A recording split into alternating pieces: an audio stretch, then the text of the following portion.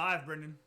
We're live. Hey, everybody. Thank you for tuning in to Blades Against Bandwidth one more time. Great to have you guys, as always. I'm Judge Brendan at your service, and we have got, I've got the usual suspects. Carmen's going to be just a little bit late here, so I've given myself a personal challenge to find some way to really screw her character up before she actually tunes in. So cross a finger for your old homeboy. I can come up with something on the fly, because it's going to be grueling. But first, I got to say hello to our incredibly special guest today, coming to you all the way from Haley Skatch's dorm room, that shared dorm room. We have Miss Sydney Stabb. Hello. Hello. Should I give like a quick introduction? Okay. Yes, absolutely. So this is my roommate, Sydney Stabb. She's never played DCC or D&D or anything before, so this is gonna be a learning experience. Play kind. She's also an amazing roommate because she puts up with your nerdy self. Yeah, she really does. She lets me stream in here. I play other private games in here, and she really puts up with a lot of it. Yeah, so thank you, Sydney. We appreciate it. We absolutely do. And what we have right now wouldn't work without you giving us the double thumbs up. And I've had roommates before who would have just done it just to have power. So graciously, you're awesome, and we're super honored to have you on here tonight. And very glad to have you guys for the next bit of the Tower Out of Time. So let's recap. When we finished off last week, our band of stalwarts got into an amazing fight with the defenders of the tower, an ancient sorcerer and his 2 8 bully guys, fought there on their ramp. There was a spell duel. There was a Flongston, however you say, disturbance, and it went bad. But then the key factor, Ernie the Emerald Warrior jumped through the resulting spell wall effect and took out the creature, the wizard that was we were fighting against. And at this point, you guys are there on the ramp. That spell goes on for another minute. So like for a minute, that colorful wall is there on top of the ramp, and you can kind of like, you all alternately, like, it dazzles the eye and makes you feel really sleepy being around it, but eventually it fades out. And on the far side of it, you can see where Ernie is now standing over the corpse of this snake creature and his 8 men bodyguards. So here we are on the ramp, headed upstairs. What do y'all do? It's Phoebe's darkness still there. It was 10 minutes, wasn't it? Am I correct? I don't remember. I think so. Yeah, I believe it was 10 minutes. So I think you got, as I recall, you've got 9 minutes or so of darkness left up above. So so right now the whole place is sort of shrouded in this deep darkness. Are we still in initiative? No, there's everybody. You killed the last guy. The 8 guys went down in the fight. There's still that patch of darkness that Anatol was hiding in. So where we're at this point, it's just I will say, I guess that there's 2 patches of darkness. There's a patch of darkness on the ramp with you guys. That was actually where Anatol was hiding, waiting to backstab somebody. But there's also the patch of darkness over the tower itself that was blocking out the that light going into the heavens. That sorcerer creature told you was a signal beacon to help his master find his way back home. So right now he's hitting his GPS upside it, possibly trying to figure out, what do you mean that it's gone? So that probably means that we have to turn this thing off, so that way when your darkness goes away. Yeah. We still have to turn it off. Yeah, and the darkness is a temporary solution. Yeah, and is the sorcerer guy, was this the guy that was doing all the talking earlier? You know what? Yeah, you heard his voice a couple times when he was casting spells. Yeah, you're 90% sure this is the same guy that was talking on the overhead speakers, wherever they are. You're still not sure how he's doing that. What's the quality of his robe? Okay, let's get into his gear. He gets for talking. He was doing a lot of talking. He was doing a lot of talking. I'm rifling through his pockets at this point while these guys are coming up the stairs. Completely legit. So, Sydney, you're going to find out that these games are mostly killing monsters and then wearing their clothes afterwards. That's kind of like...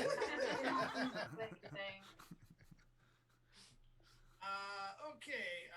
Serpentine figure uses archaic robe. So the only descriptor I have for what he's wearing is that they are archaic. So he is wearing the ancient kind of old timey, gosh knows what's it like. Yeah. He's wearing like ancient robes. They look like cloth, but they feel like leather under your fingers, and they might be mammal skin actually, like as you handle them, but not like a cow or a pig or anything you're used to these things being made of. Yeah, I just throw it aside. No one wears these anymore for a reason. Yeah. They're not even vintage. But what he has though, okay, he has a couple of things as far as like actual gear, like stuff. All right, so he is wearing an electrum diadem on his head, decorated with a cobra's head containing a pair of bloodstone eyes, and on his left arm he has a metal bracelet that looks like a snake coiled around his arm. Ooh. I take that. I don't care about the thing. Is there one of the wizards around yet? Or an elf? Yeah, we do have a wizard. Would you like the headpiece that he had? Yeah. Yeah. So, toss it over. So here it goes. So suddenly you guys look over at Septus, and Septus is clearly having one of their spells again. And Septus, that's you. So Septus, suddenly you realize that weird magical thing that happens to you where your personality slightly changes and all of your mercurial effects changes just happened again. You remember that you are in this adventure. You remember that you just had a fight with this wizard and his bodyguards. Some things were a little vague there around the outside, so you might have to ask questions about what specific things happen, because whenever your personality changes like this, it affects you. You get a little foggy. You know what I'm saying?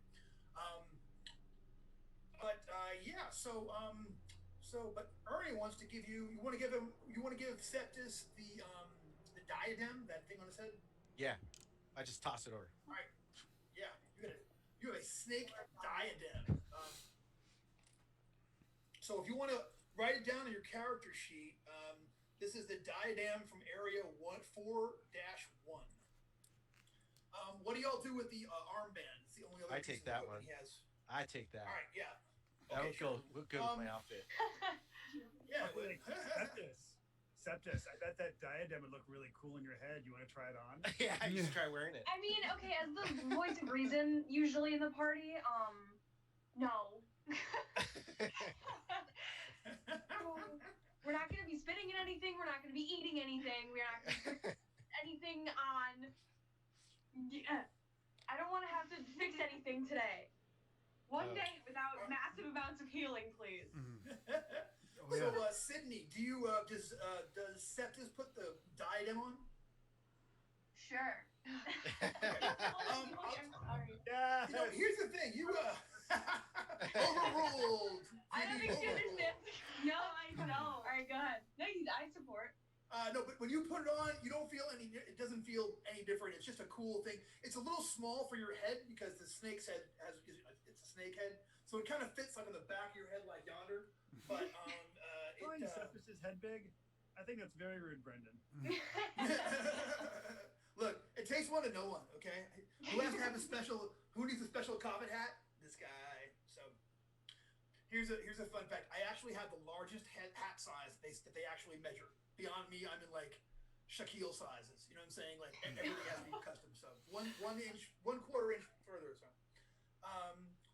So there you go. Okay, so you can write down, Ernie, that you all have the armband from area 4-1. 4.1. 4-1. 4-1. Don't put a 4.1 or the editor will yell.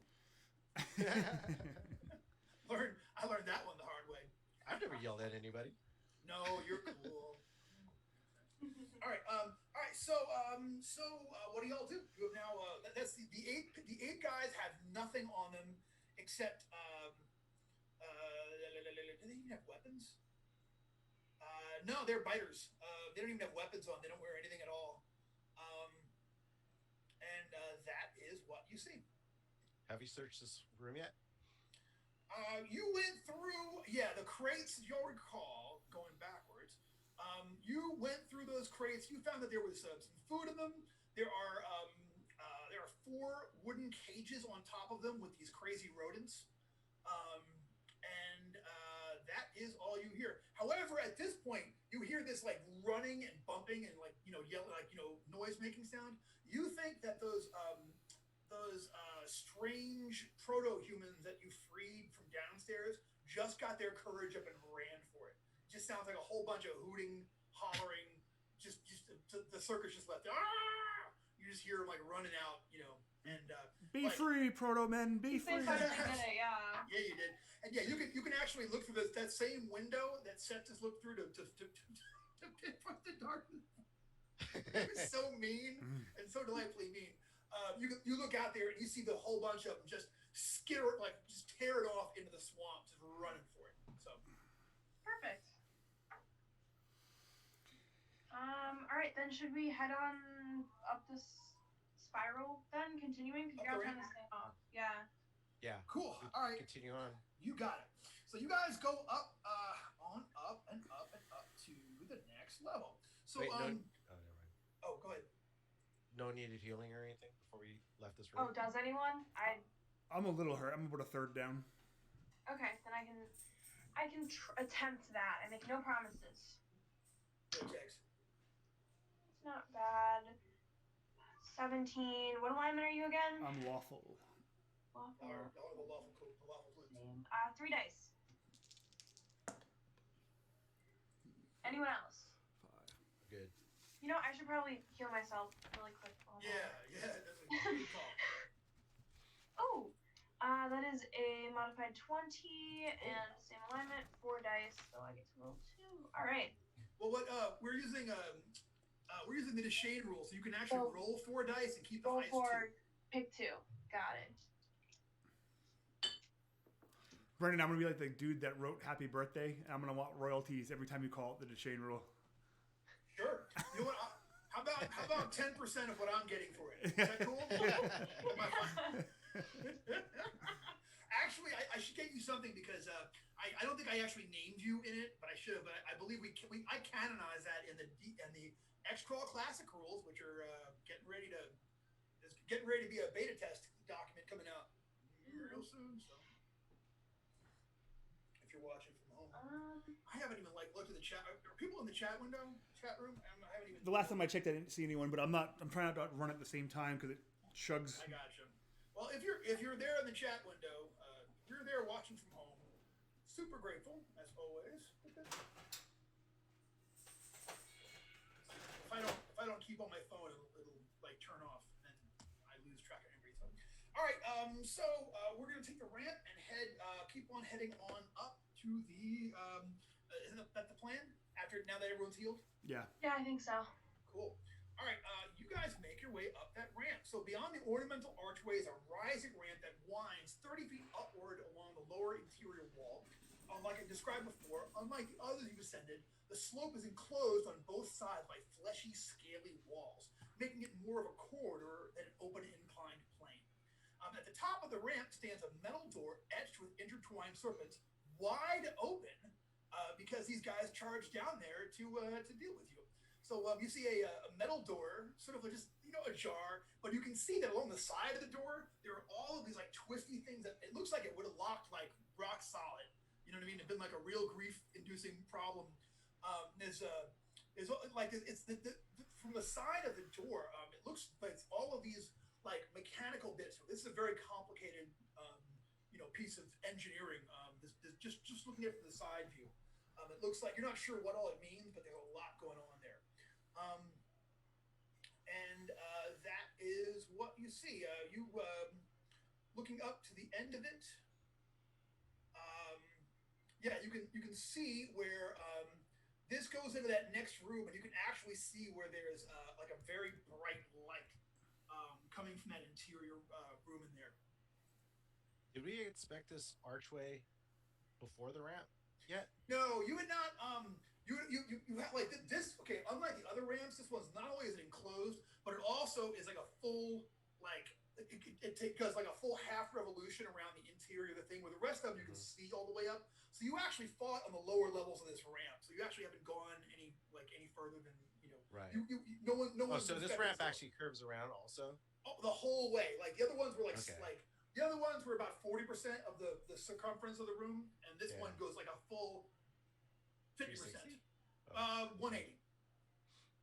Oh, so we technically, if we haven't even, so did we inspect the archway before this ramp at all? No, the guy started running down there, and it was a fight. No one, But you said it's kind of ornate, so should we take a look at it? Sure. We would probably take a look at it before we crossed it. Did we cross? Well, no, you had to cross the first one to fight there, but the second one, that door you can inspect. But yeah, the first one, as you look at, actually, go ahead and anyone want to give me a check? You can roll a Anatol, do you want to take a look at this thing? Because I'll give you full dice and nobody else. So give me a find traps check. Thank God I have a decent bump because it ends up being a 10 because I rolled a 4. Yeah. No, you don't see anything out of place. Looks good to you. And then I'll do my typical Anatolness and guarantee that it's safe and be the one that opens it. Well, the top door is already open. The top door is open, and like I said, the top door, like looking at it from the side view, you can see that like down the side, like the narrow side part of the door, there are all of these weird locking things and strange mechanisms there on the interior of it. This is not an ordinary door. But it's a jar. It is a jar, though. Yeah. Are we at the top of the ramp already, everyone? I'm picturing y'all in the middle of the ramp looking up. You have not gone all the way up to look at the door yet, or But so, Tim, you want to check for traps? Yeah, I'll continue on. I'll go all the way up to it, Brendan. All right, you go all the way up to it. So when you get there, you see that the door itself, like looking at the, if you're inspecting the door, I'm assuming. Yes. All right, the door itself, and that was so clever. I should have made this thing. I should have made the door my background for this thing and such. But here, I sent y'all an email. If you guys want to take a look at that email I sent now 2 weeks ago. With the I said, do not open until it's a handout. Do not open until. But if y'all can picture it, and I can't believe I didn't think to put it as my background. That was so clever. As you look at it, the door itself, there are on the outside of the door frame, not on the door itself, but on the door frame, you can see where there are all of these plates with these ornamental snakes on them. There's 4 on each side, left and right, and 4 across the top. The heads of the snakes are all facing in opposite and weird directions. They're all kind of like chaotically facing in there and such. But since the door is already open, you can actually see where, from the door frame, it looks like turning these things in such a way would maybe make it lock or unlock. Now that you're taking a look at it from the side there. Can I take notes of where it is now, where they are now? You absolutely can. Yeah. And are they currently aligned the way they are in the picture? They are currently aligned the way they are in the picture, yes. And this is not the door that's already ajar? This is the door that's ajar. He's like, just sort of like looking at the front of it, but, Gotcha. Oh, even though it's open, it still looks like this in the door? Because it's actually, the snakes are actually on the door frame around the outside of where the door opens up. Yeah, okay. So, just go in then? I mean, if it's open. Yeah, I'm just going to go ahead and take a peek then. Yeah, that's what I figured. All right, so, no, but you know what though? That was a really, that darkness thing, was great. That's why, because that's all Wiggs. That was all her idea. Kudos to Wiggs for Wiggs is the thorn in my side, being the creepy brain of the party. She really is the creepy brain of the party, right? You know what I'm saying? So God bless her. That's why, you know what? Don't keep artists around if you don't want that kind of ish. God bless her. All right, so come on, I cannot see the chat room. All right, so you guys pass through there and actually into this room. Here is what you see. So this is clearly like a as you come up the ramp, it is a chamber. There is still oval. There's one door that as you come in come up through the arc through the open door. If you look immediately to your right on the far side of the chamber, there's another door that seems to be that goes into a chamber there in the side. But here is what y'all see. All right, so a grotesque wonder occupies this bright chamber. 3 fleshy slabs stand at acute angles around a monstrous, bulbous mass that resembles an exotic jungle flower.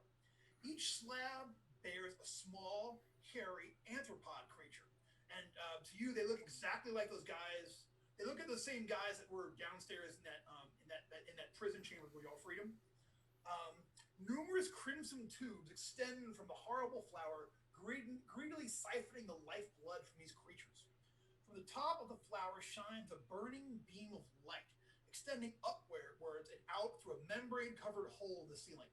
And it goes immediately into a giant patch of darkness that's floating directly over there. So it goes up, like right here is bright, and then boom, nothing, you know? And that's for another 5 minutes or so.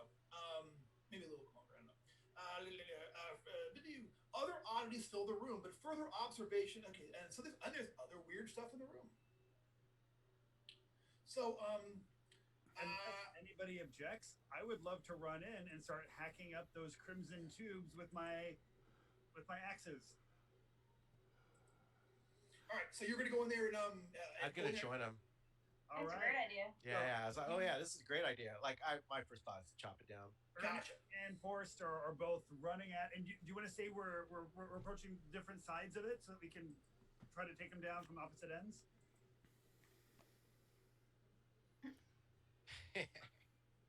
Yeah, I'm gonna stay on the outskirts of the wall with a just because I don't. Praying, I want to make sure this is gonna go badly. Yeah, it can't be that easy. I have a feeling like this flower is gonna like turn and like burn all of us with this light. Hold on. So I'm just preparation praying. Phoebe puts together her hands and like, oh Lord, the guys are at it again. I tried to stop them. I really did. And she's like, they're fixing to eat it. I know they are. I just. All right, so you guys. All right, here it goes. So guy number 1. Guy 2. Guy number 3. So here is what happens. You hack. It takes you a little while to actually hack hack those people free. Okay. Hacking them free, unfortunately, slays all of them. The tubes come out. When you cut those tubes, suddenly each one has this huge spurt of blood that comes out of them. For a moment, they kind of gasp and they're like, they all fall to the floor. They're all just like clearly exsanguinated and are all falling apart. Do you guys keep you can also, are you guys going to actually destroy the flower that's creating the liquid? Does it? So once they're dead, all of them are freed. Like once they're dead, once they're dead, the light goes out. Okay, so there's no light still emanating from the flower. No, you cut them free. They're all laying there on the ground, but that light stops shooting up into the sky. Light goes away. Is the flower like sitting in a big pot or something?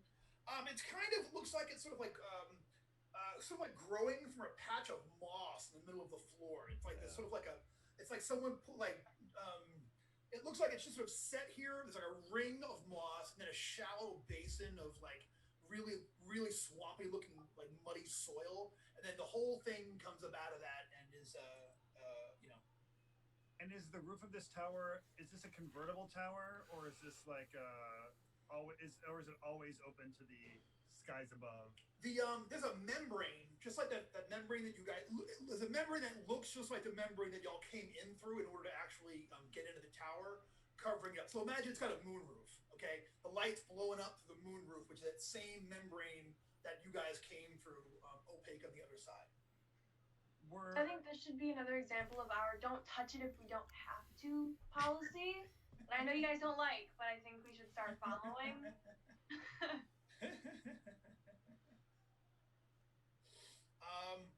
All right. Yes, I start chopping at it. Oh, okay. All I'm right, not gonna agree. All right.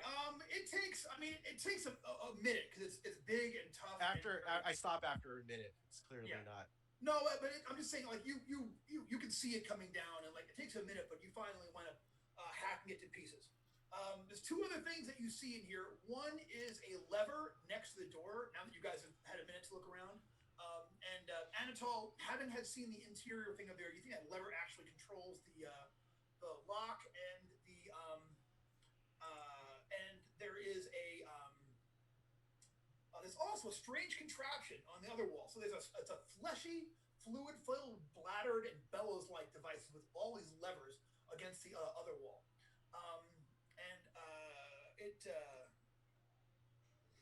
You're not sure what you're not sure what it is, but it's up on the wall.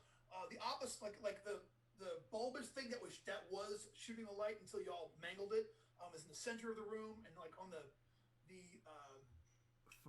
weird contraption thing is on what would be to you the east wall. Anybody, east is east. So looking at it, does it look like is there like a lever and like some sort of like fluid sac or something like next to that lever, or? Yeah, there's a bunch of levers and a bunch of fluid sacks. There are some levers that don't have fluid next to them, but then there's some sacks that are just kind of like free forming there and such. Now that you're give me a DC 15 intelligence check. Checking out there, Anatol.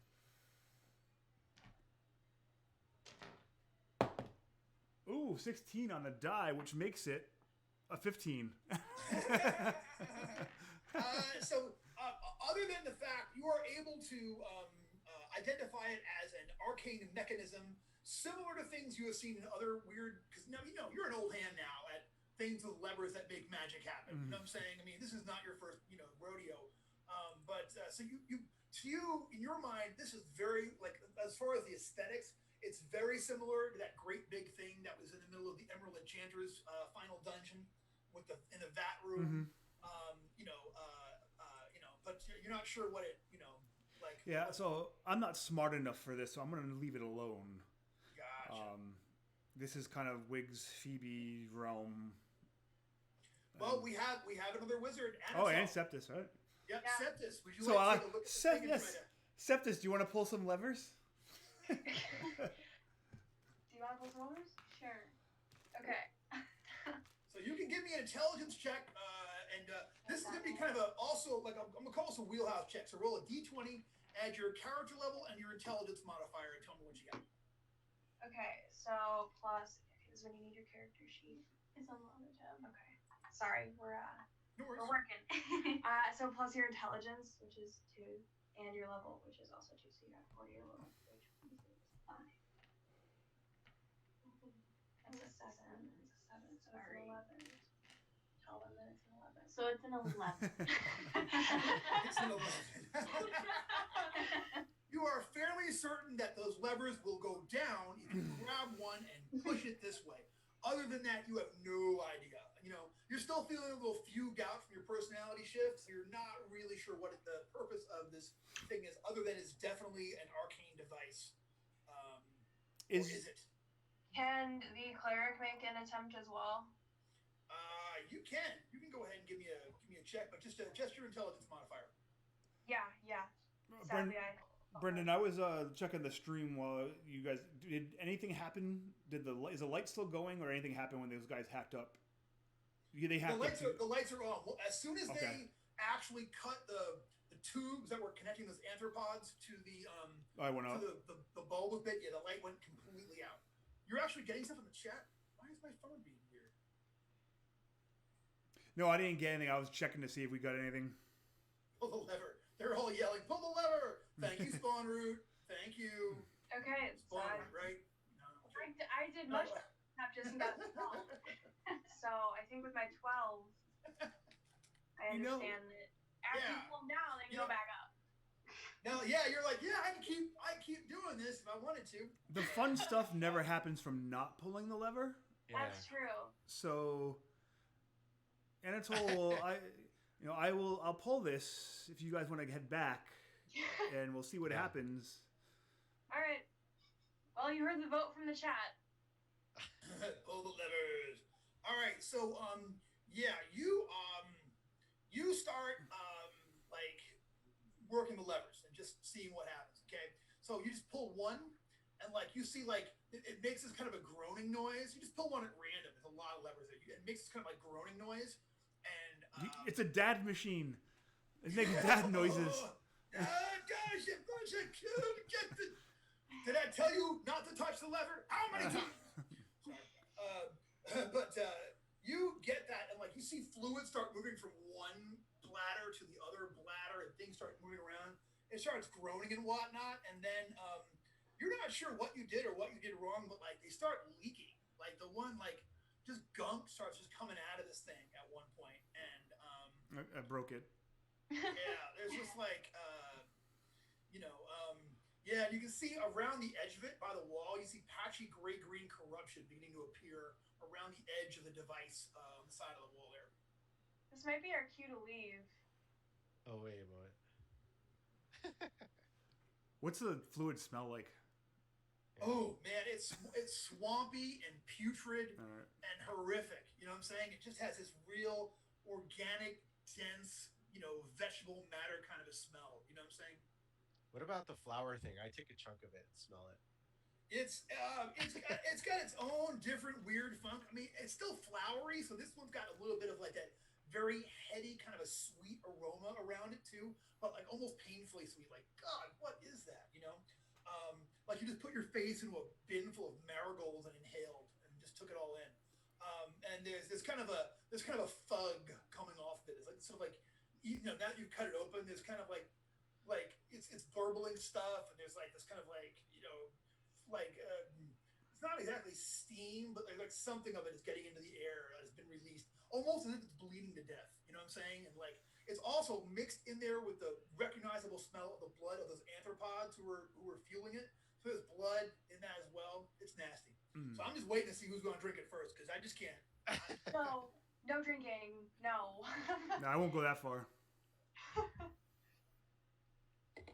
Anatole will do anything for Blades against bandwidth, but he won't do that. Well, is there anything else to do in here? I think we're good. We're good to leave, right? Was there another door?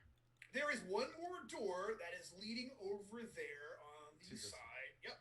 Yeah, there's one more door that's leading over there, and here's what you see when you go check that door out. This door actually is exact like.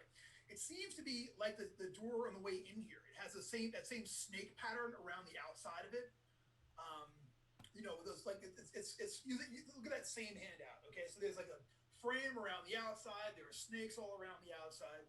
It looks to be a similar construction, and the snakes are facing currently the same direction. All the snakes are facing the same direction? The same direction as the ones on the handout in the previous door. Oh, which is like all over the place. Yeah. Seemingly random. And looking at the door, does it look like things move on it, like the other one, like the? Yeah, it looks like you can move those. It looks like you can move those. Those panels with the snakes on them. It looks like you could twist those around. You know what? The bottom right is the only one that's like different. The bottom right one is facing downward. Yeah, that one. Well, the bottom left one is facing downward as well. Yeah, but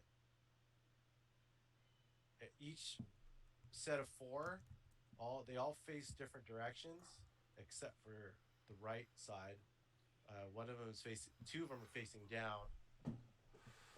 I'm trying to find a pattern here. Hold on, I see one. I see a pattern.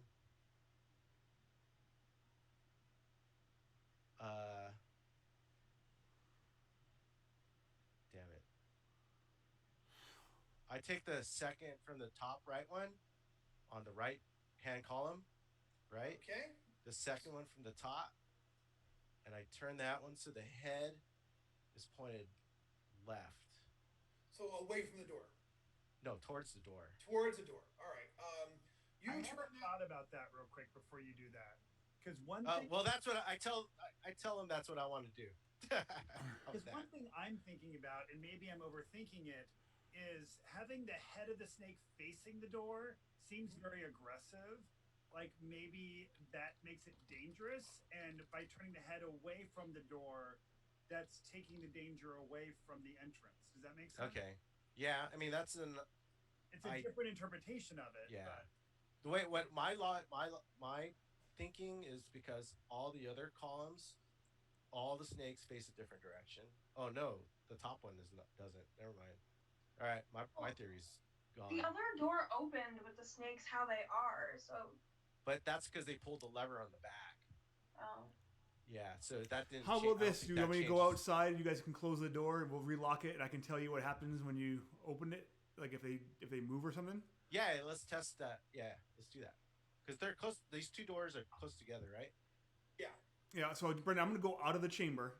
All right, you go out of the chamber. Close the door in, and they can lock it, relock it. I want to see what happens with the snakes.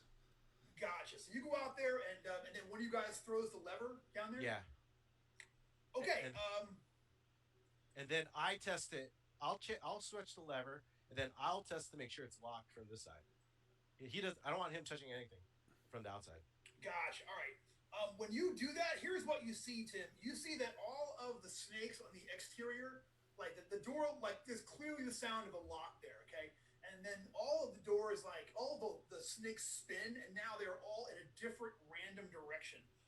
But all facing sort of like in like they're not like they were. They're all like some of them are. But it all seems to be they've all sort of switched to a random different position. And I'm not sure if they can hand me through, but I'll be like, okay, it looks like it's locked. All the snakes are. You can actually hear him great. It seems like the same thing allowed you to talk to dude from downstairs is also allowing the conversation to go through here. So you're actually hearing one another over the overhead. All right. Also, I'll unlock it. Yeah, gotcha. All right. And open it from this side. Mm-hmm. Did anything happen to the snakes when he unlocks it? No, the snakes stay where they are. Once he unlocks with the lever, the snakes just stay where they are, and the door opens. Okay, I think. What's the name of your halfling? Forrester. Yeah, Forrester. I think Forrester has the right idea. So we could like either turn them all towards the door or all away from the door. That's 50-50 right there. Yeah, let's turn them all away from the door and see what happens. All right, is that what you're gonna do? Yeah. How about everybody stand back and I'll do it because I have the more hit points. I'm gonna keep praying. Or unless you could do it. Does somebody have like a cantrip or force manipulation kind of thing to do it? What are your spells? Sorry, we're checking spells. It's cool. Let's scroll.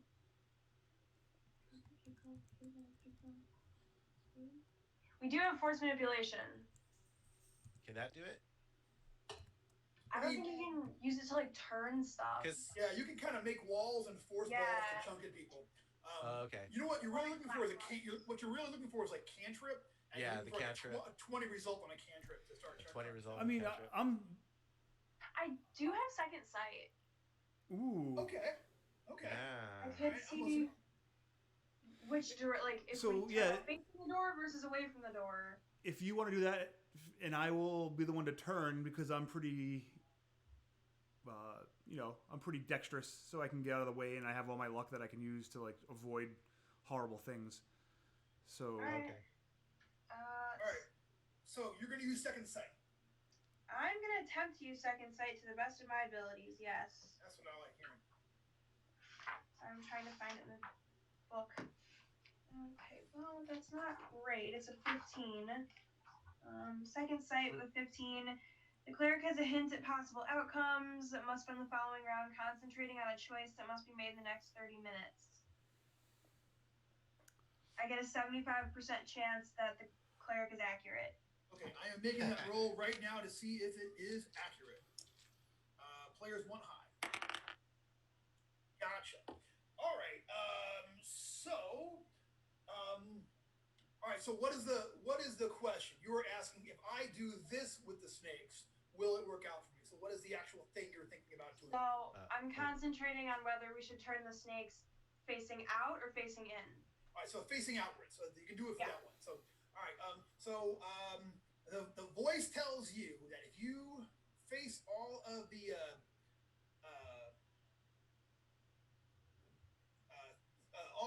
snakes facing outward, it tells you that you will be putting yourselves in amazing danger if you do that. Okay, so let's not do that. Yeah. So, All right, new plan. inwards. Oh, All right, Carmen's coming on. Hey, Carmen. Hey, Carmen. I'm gonna look at that thing again. Carmen. See if there's any other clues on it. Yeah, if you guys keep coming up with ideas, I'm happy to keep bothering my god. So you can make them be like How's all the god looking- bothering business? all facing clockwise, or all facing counterclockwise, or all facing in towards the door. Those are all different options. Or all facing up, all facing left, all facing right, or all facing down. Those are all the different options we have for the snakes. Okay, that's like a lot of rolls, and I really don't trust my Yeah. dice that much, so... I'm looking for like an arrow or something. So my thing is, anything. one, I already know. I think I know the solution because I believe I read this one way back in the day. So I'm not going to say what that is, but I would think based on the fact that we haven't got any clues, they would all probably have to face a certain way because of the fact that otherwise it would be impossible for us to figure out probably without clues, right? Because it's too many possibilities of how you can turn if they were all separate. Hi, Carmen. Hi, Carmen. Hi, Carmen. I'm putting you on right now. Yeah, Carmen, what do you think we should do? Yeah, Carmen, it's all up to you. Burn It's it all all up to you. down. That's my girl. Wait, what are we burning?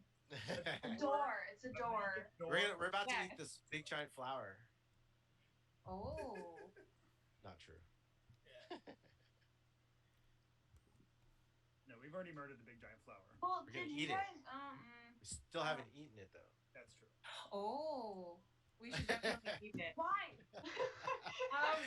Have you ever had fried squash blossom? It is delicious. Yes. It's- And nobody Oh, would boy. know that if they didn't try it first. Okay, but also... I think about that all the time.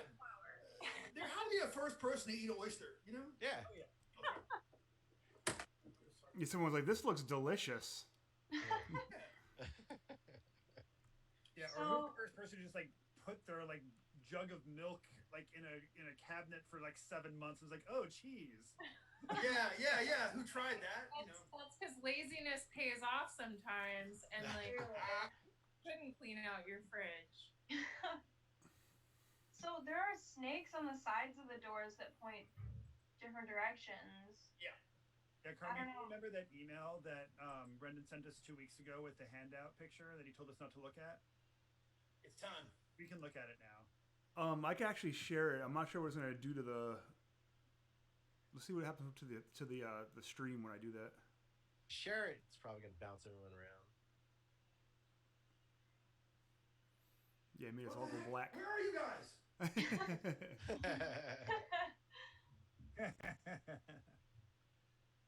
I should like change shirts real quick. Yeah, sharing it kind of screwed everything up on my end.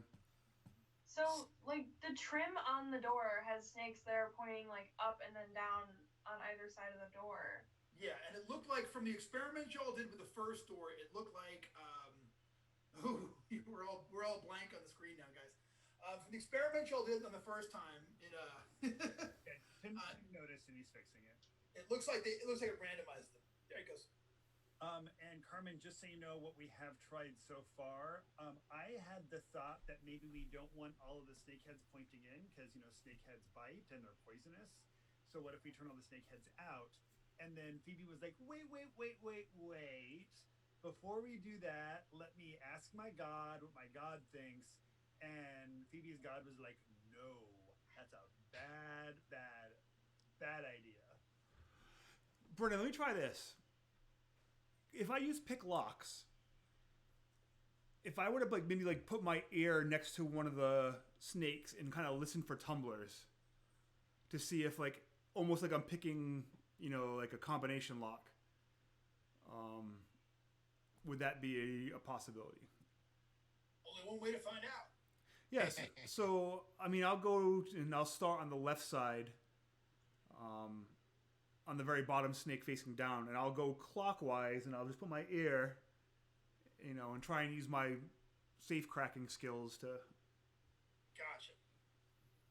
All right. Had to touch them at all.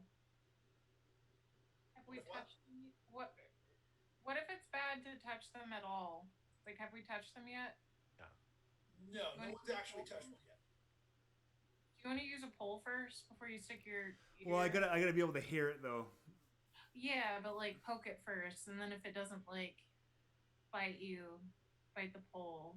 Yeah. Have you actually checked it for traps? I don't think we actually have done that.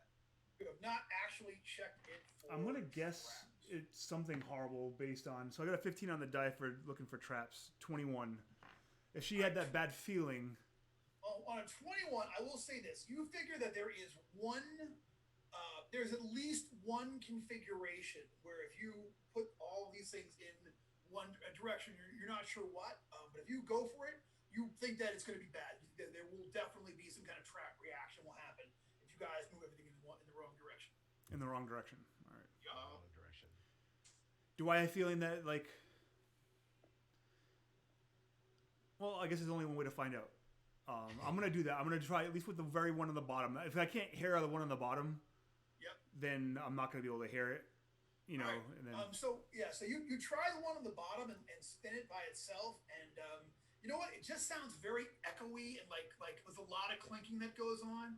It's almost you're wondering if it's so dissonant that you're wondering if it's intentionally baffled to keep people from being able to actually use the auditory clues to figure out what's going on with it. Yeah. That means that during the playtesting, somebody else tried this, Tim, and the writer was like, "No, I don't want them doing that."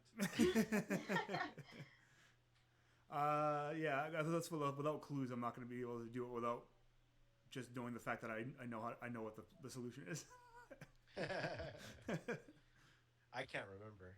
I know I've read this. Well, that's the problem, right? I know the solution. I just can't remember what direction it goes. Like it's either they all have to go. You know it's a direction. Up, right, and down, or they all have to go up, left, and down. You know what I mean? It's almost like they're all following each other. Okay. But I can't remember. Yeah, well, without any. Second sighted again. Yeah. Do you want? Oh yeah. So all of the snakes are facing clockwise. let's start with clockwise. Right. So you're going to concentrate on will they work? Will it open if you all go clockwise? Give me that check. All right. 14. So. Same deal. Same deal. All right. The spirits tell you that if all of these things face clockwise, that there will. You said that there will be no effect if they are all facing clockwise. Says the great spirits out there. And the great spirits are starting to sound a little peevish. They're like, I'm the zillion-year-old intelligence that. This is what you're choosing to ask me. Yeah, so nothing about the meaning of life, existence, anything like that. Oh no, which way should these snakes go? No. So does no effect mean it doesn't open? Yeah, it says there will be. It will help you. It specifically is like there shall be no help in your quest if you face all the snakes clockwise. So Phoebe, maybe next up, Forrester should find out if it'll be wheel or woe if he asks Quendi out on a date. I think I might literally get struck down from. Ask them what we should have for dinner. Just like lightning bolt zaps down. I'm watching my fingers. Should I have it as a red or not? I have this thing on my elbow. Is this a rash or do I have to? Yeah. So are we going counterclockwise then? It's like. Yeah, let's go counterclockwise. All right. So you will ask if going counterclockwise will work. Go ahead and give me a check. Am I asking or are we doing? I think we could just do since we asked and the other one said nothing. I mean, otherwise maybe you just didn't get the percentage. That'd be also messed up. You know? All right, everyone back up. I'm gonna make these things. I'm gonna put them in the direction of counterclockwise. All right, you put those things in the direction of counterclockwise. What's your willpower save? It is. No, I'm messing with you. When you put them all counterclockwise, there's like a click and the door opens. Oh, God, thank God. You guys did brilliantly. So beyond there, you see an uncomfortably warm room containing a simple pallet lacking bedclothes, a wardrobe fashioned from the great bole of a tree, and a stone table holding a number of thin metal sheets. A low-sided box with shredded wood chips lies across from the bed. Nice. I'll go check out the box. All right, you go over there and check out the box. You go over there and take a look, and when you do, you see these two creatures in there. Do you know what a trilobite is?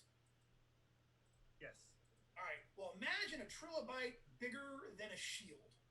Two of them pop out of this box and are attacking you. Let's go ahead. Yeah. So yeah, these might be a quadrobite. I don't even know. But let's go ahead and roll initiative, everybody, because we're about to have a trilla battle, y'all. It's a trilla battle. So these creatures are going to go on 16. We are really bad at initiative. Traditionally. So going around, so I'm going to start with the actor himself. Forrester, what'd you get? I have an 8. 8 for Forrester. Mm-hmm. So Wiggs, what'd you get? 17. 17 for Wiggs. Look at you going for my trilobites. All right, Phoebe. 7. 7 for Phoebe. Septis. Also 7. Also 7. Who has the high agility? Septis has the higher agility. Okay, gotcha. So you're gonna go first. Okay, Anatol. I also have an 8, and I have an 18 agility. All right. So I'm not sure if that's higher than, or lower than Forrester's. Mm-hmm. When Ernie comes back, we will add him into the battle. So right now, Wiggs, you go first. These two things come out, and you see that they are getting ready to jump over there and try to gnaw, try to put the bite on your buddy. So it is up to you. What are you gonna do? Trilobite on me? Yeah, they are trying to trilobite on you. You know what I'm saying? You know. Magic missile. All right, finger gets thrown. You're gonna cast some magic missiles. Go ahead and give me an attack roll or a spell check. 14. 14. I believe that's 1d4 plus caster level. I think we might want to try bumping that up a bit. What do you think? Sure. Is the next one up cool? Well, an 18 would be 1d4 missiles that deal damage equal to 1d4 plus caster level. Got it. Thank you. No, thank you. Right. They're the ones attacking me right now. they are trying to kill the Hobbit. Excuse me. Thank you. Sorry. What I miss? That is such an endearing part of your character, Jeff. I love that about your character. That you are a Hobbit. Gosh darn it. Which means we can't ever publish these and ask for money, I think, or we get the token to stay there. But hey, que sera. But I am not half of anything. All right. Yeah. We've been attacked by some boxes. Oh, okay. I crushed them. So how many missiles did you get for Wiggs? Ernie, go ahead and roll me initiative. I went to go check out the boxes, and there are these two mega trilobites, and they're biting me. Okay, 17. 17. Trilobites, huh? Trilobites, 2 of them. Biggest trilobites you ever even thought of. Those are trilobites. Yeah. You might be quintilobites. Who even knows? They're just Well, huge. I think trilobites could be like 10 feet big back in the day, like a Is that billion right? years ago. You know, I looked up when I came across them, and when I was reading this, I came across them like they're fascinating creatures. Mm-hmm. Now, if you're watching at home, I recommend They still kind of exist on trilobites. They have modern antecedents that are out there right now, possibly crawling on your skin. Even as we know, I don't know how you live. So gross. Right, I know, right? So, how many missiles did Wiggs get? 3 missiles. 3 missiles. So, I'm assuming he has 2 on one and 1 on the other, Yeah. or all 3 1. All right. So, we'll call it 2 on the first one and 1 on the second one, or. Yeah, that sounds good. Am I reading too much into my? Whoever's the closest gets the most. You guys. What are we looking at? Oh my God, that's awesome! Where'd you get that? How did that sitting there? So I have this card set from the 80s called Dinosaurs Attack. I remember that. Some of the 80s kids may remember. Yeah. Yeah. Look at you. So my friend that you also know as well, Scott Legault, that is the guys from Rising Phoenix game. Yeah. He got them for me. Like I was saying, how much I missed my cards. He came across them at an estate or yard sale and then bought them for my birthday a couple of years, like last year or the year before. What a sweetheart! How cool is that? So I have the complete set of Dinosaurs Attack. So rad. That's awesome. All right, well, that's fantastic. I love hearing that. So, but let's get some damage on some trilobites. Roll me damage on trilobite the first. Who gets the 2 dice? 1 point of damage and 2 points of damage. Okay, they are both still up.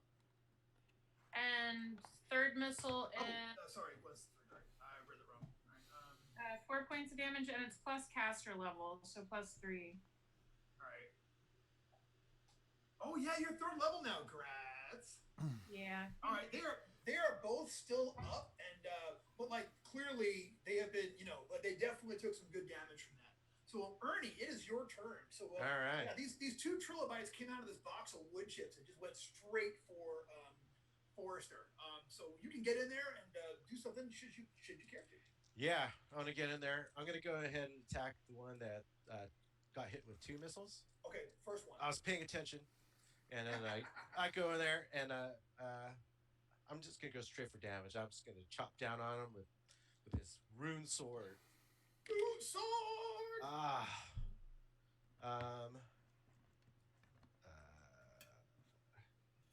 The numbers are always changing on me. 11. You go, you swing on it. That rune sword. Ever since you talked about like throwing it into a volcano, it's not cooperating like it once was. That was a joke. It almost feels like the sword works against you with this thing and does not connect. So he doesn't get a joke. Yeah, he doesn't there get you jokes. So the 2 trilobites are actually going to now leap out and are going to try to bite everyone's favorite hobbit. So here comes attack the first. It's going to be a 20, 16. That first one's going to hit. And the second one misses. 1 is going to hit him, and you are going to take 3 points of damage. Okie doke.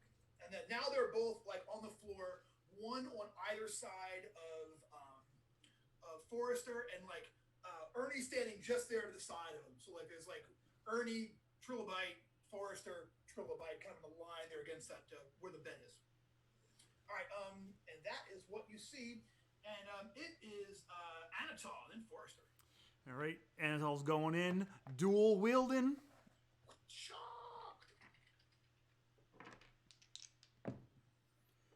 And that's just not going to be good. I rolled a 3, that's a 5 on my long sword, and I rolled a nat 1 on my short sword. Ooh, well, hey, guess what? Fumbalaya! Yay! Yeah, fumble check. D8. But it's minus my luck, right? Which is good. Yep. So it's a 2 on the fumble check, minus my luck. Okay, so give me a DC 10 reflex save, my friend. Yep, easy. Easy peasy. Yeah. So you have a moment where you nearly fall because you threw yourself off balance there, but you do not. You keep your feet, and the battle continues. It is Forrester and then Septus. Forrester, there are 2 trilobites there. They seem intent on taking your life's blood. The one bit you and it hurts. What are you going to do? All right, I'm going to go into full windmill. Windmill? Is that what am I talking about? Where I start spinning Cuisinart. Yeah, like pinwheel. A full like pinwheel. Murder Hobbit. Whirlwind? Whirlwind, yes, whirlwind. That's what I'm looking for. I just hit my wrist really hard. I'm old. I'm old enough where I can hurt myself with a slight thing like that. That's 50, y'all. It does mean I'm doing 1 attack against each. All right. So, those are both humiliating failures. Oh, boy. Yeah, those are both going to miss. So sorry. Well, there's only 1 chance left, y'all. We are in dire need, but luckily Septus is here to step up and do some damage. Septus, it is your time, my friend. There are 2 trilobites there intent on murdering Forrester Long Branch. And even in your fugue state, you remember he's a good buddy that has saved your life upon occasion. What are you going to go for? All right, so we're going to do the magic missile. She's going to cast magic missile. Magic missile. But right, wait a minute. percentage dice -10 for. Oh yeah, that's right. Okay. Where You am thought I? I'd forget that, right? I didn't forget that. Yeah, That's part of my day. Where's my other percentage die? My dice are a mess. Okay, so you're gonna roll these, and then -10, right? Yep. Okay, so it's 61. 61. That's just on the good side of things. 61. Loud enough for you? So, due to the ineffable demands of magic, this spell must be shouted when cast, effectively negating any cast of the caster remaining undetected when the casting is completed. So you have to yell to make this like you can't just be like da da da da. You gotta be like da da da. So it's a very very very loud spell. Well, that works because we're not trying to hide. So yeah. All right. So now roll. I'm gonna give you the one we haven't rolled yet because our d20s are not doing well. So, all right. Ooh. That's what we like to see. All right. So remember what I told you? No, it's 19. So now, she got a 19. That's pretty. That's real pretty. So she's gonna throw. No, I'll read it. The caster throws 1d4 missile that deal damage equal to 1d4 plus caster level. All missiles must be aimed at a single target. Okay. So. Okay. So what you want to? So essentially, you got the one on the left or the right, and you can. So pick a bug to attack. Up to you. I will say the one on the left has been hit with 2 missiles. The one on the right only got hit with 1 missile. Let's do the one on the right then. One on the right. You got it. So this is how many missiles? Roll that. Okay, so 2 missiles that do 1d4 plus caster level each. So, okay, so roll these. Yeah. 8 points of damage. Oh wait, plus caster level? 10 points of damage. Ladies and gentlemen, Sydney Stabb just killed her first DCC monster. So, Septus is like, magic! And like, boo-boo! You just blow the mess out of it. And that one flips over backwards and lands on its back, and the wood chips. Its feet twitch for a minute, and then twitch no more. Well done, my friend. Congratulations. All right. So, Phoebe, there is one left. What are you gonna do about me? I think that needs to change. So I'm gonna just go at it with my mace. Mace. As best I How low can. can you go? Smash All it. right. That is a 17 to hit. Outstanding. Where is 17 hits. for 6 points of damage. Boom! Guess what? You crush its skull. And its exoskeleton thing. So well done, ladies. Ladies of room. What room are y'all in? 359. Oh, is that Hugh or What's your Shauna? dorm room? Oh. This is Hugh. He's making a little appearance. Oh, hey, buddy. Oh, We're all frozen. Hey, let's Hugh. Hugh. Red bell bottoms on. Hello. Awesome. So yeah, so the ladies of room 359 have killed the trilobites, and they are gone. Well done, y'all. And Hugh, welcome to the party. You're always a pleasure to have on the show. So the box apparently only had wood chips in there, and that is what you see. No, it had trilobites too. Did we like disturb his like pets? This is like a gerbil cage, but it's a trilobite. It had like wood chips for their little dookies. Yeah, man. It looks like that probably that's probably the. But it was in a crate, right? Was it like a wooden? Yeah, like a. I mean, they're big things. You know what I'm saying? These trilobites were, like I said, they're big as shields. So the crates for them, you know. Was it a pen or was it was he going to be shipping these somewhere soon? There was no lid on top of it. No lid on top of it. Okay. And no 1-800 trilobite for you. Yeah. No, I honestly thought 877 trilobite. I honestly thought it was going to be rats, and they were going to be like his bedtime snack. Oh yeah. Yeah. Well, he does have some eating rats downstairs. That's hilarious. No, these are loving trilobites. Their names are probably like what's a classic one, like Cagney and Lacey or something like that, or whatever the Snake Man equivalent of Ernie and Bert is or something like that. So. So they're a metal plate. Yeah, so when we go back, I'll read it again. Okay, so there's a stone table holding a number of thin metal sheets. I bet that's like some sort of weird Snake Man spellbook. Snake Man spellbook? I think if it's a spellbook, maybe our Are they like card-like? They are card-like, yeah. And they have like. But they're big. Stuff. They're big though. They're like, doesn't say quite how big, but they are biggish. Larger than normal pieces of paper. With stuff etched on them? Yeah, they have this strange language you guys have not seen before. A lot of S's. I ain't touching A lot of S's, a lot of curvy bits. As Septis just mentioned, he has a spell for that. Oh, does she? Comprehend language. Oh, we gonna comprehend some languages? I think we're gonna comprehend some languages. All right, this die works really well for you. I'm not gonna touch it. So just take that one. See. 19 on the die plus 4. So that's 23. Sydney's a pro. What level is that? Yeah, I know, right? You're a rock star. The caster can read, write, understand, and speak one language for 1 hour. You got it. All right, so Septis casts this spell and looks over these things. Okay, these things. Here's the thing. While you do get the language, okay, these are going to require deep study because yes, indeed, these metal plates. They're not bound or anything. But these metal plates are his equivalent of a spell book. So these have so this is like, we'll call it like the spell book from Area 4-2. You can write that down. But like with some study, you'll be able to learn the spells he has.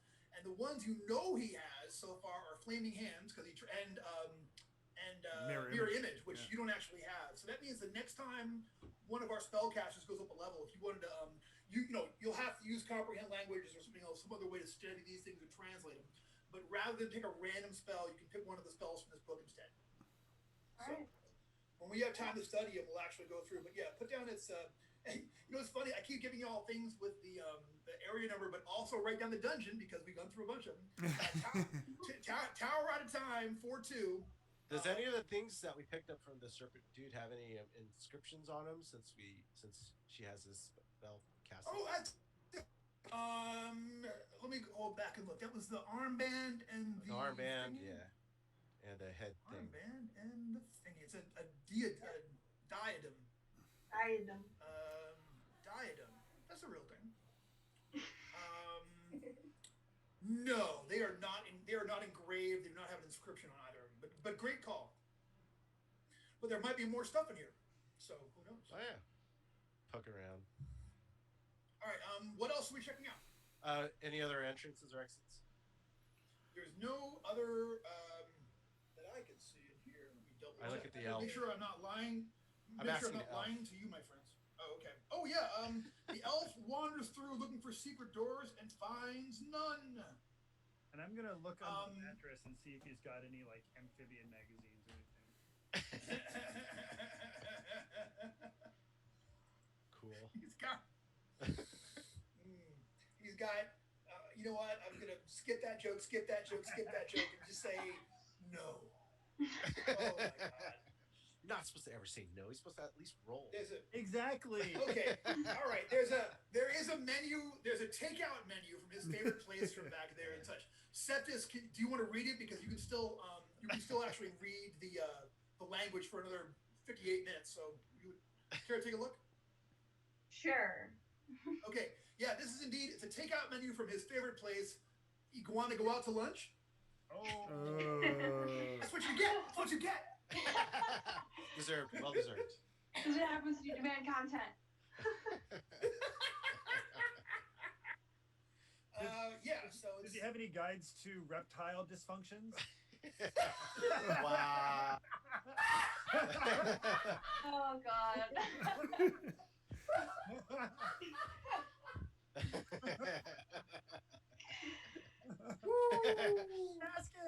Actually, this wasn't a menu for a restaurant. This was a menu for the clinic.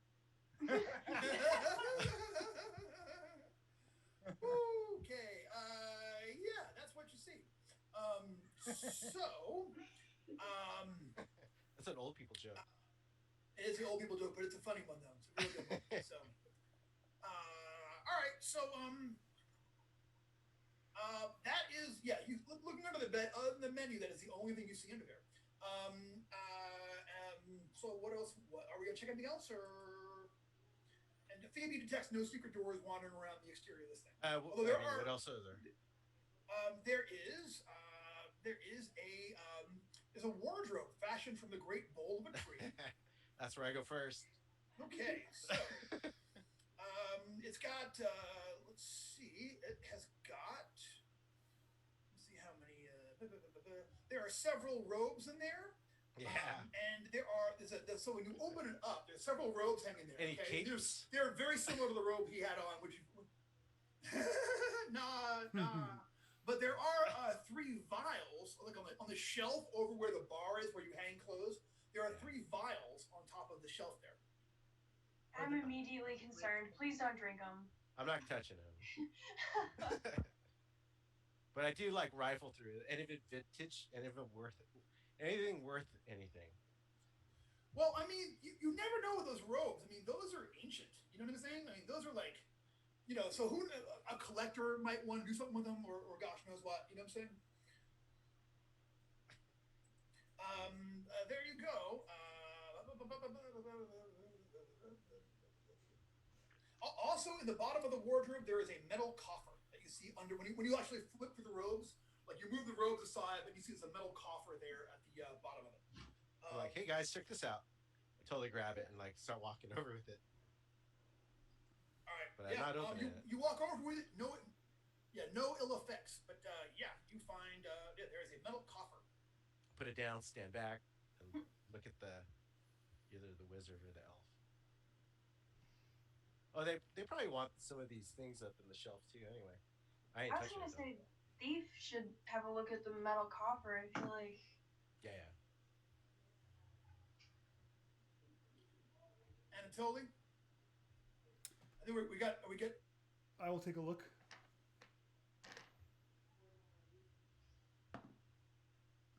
No, I won't. I feel like I'm frozen young. He just accidentally knocks the lid open. Yeah. It's like, oh. Yeah, I rolled a 1. So he pushed it open. He opened it. Yeah.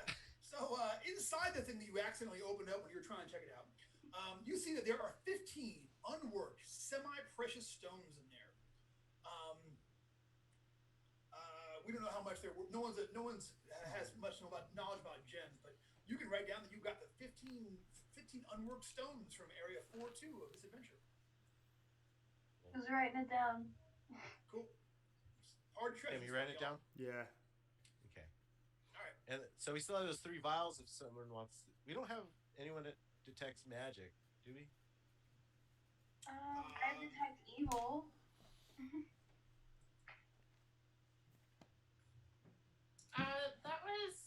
That was the last spell I rolled, I think, but I haven't rolled its mercurial effects yet.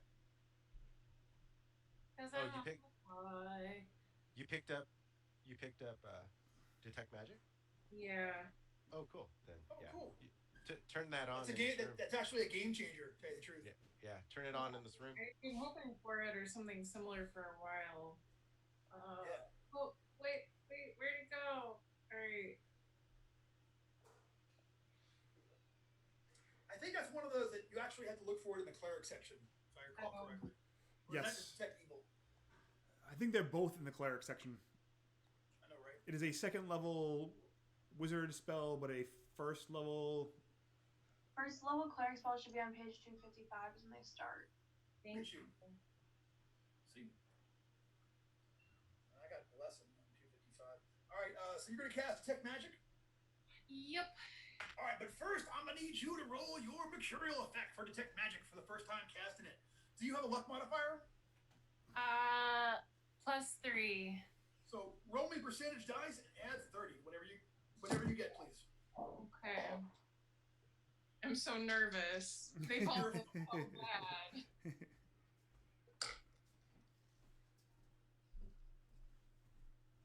46.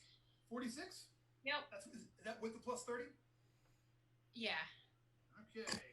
46 is no change. Spell manifests as written. Woo! It's a winner. So you don't have to cut any, no more fingers or toes. You know. All right, so go ahead and give me your first ever detect magic spell check. All right. I believe you have to get a 14 as a wizard it's like there's like a -2 because it's a level 2 spell for wizards, right? Is that right? Yeah. Okay, so 14 or higher? Yeah, essentially to get the 12 effect, you have to get a 14 because it's a -2 on the spell check for wizards. Okay. That's terrible. That would be a no. I got a 9. Although I will throw out something. You only need a 12, but if you roll a 12 or 13, you don't lose this spell. Correct. Yeah. Yeah. So Wiggs gets a 9. So. But also, if I recall correctly, isn't there a Goodman Games product that has the 41 to 60 filled out for us? Actually, Brendan wrote it. Yes. Oh, would you guys like a Wiggs? Would you like a roll on the minor table? I would love that. Oh yeah. Here's the thing. I gotta pull it up on my phone. But I can totally do it. So, do you have a D50? Oh, thank you for remembering that, y'all. That's like. Was that from one of the Gen Con program guides? Yep. Okay. No, it's actually In the D50 book. from the D50 book. It's actually a D50. I might in the other room. I'll be right back. I've got it here. You don't have to roll percentile. Okay. And if you roll above 50, just subtract 50 from it. Yeah.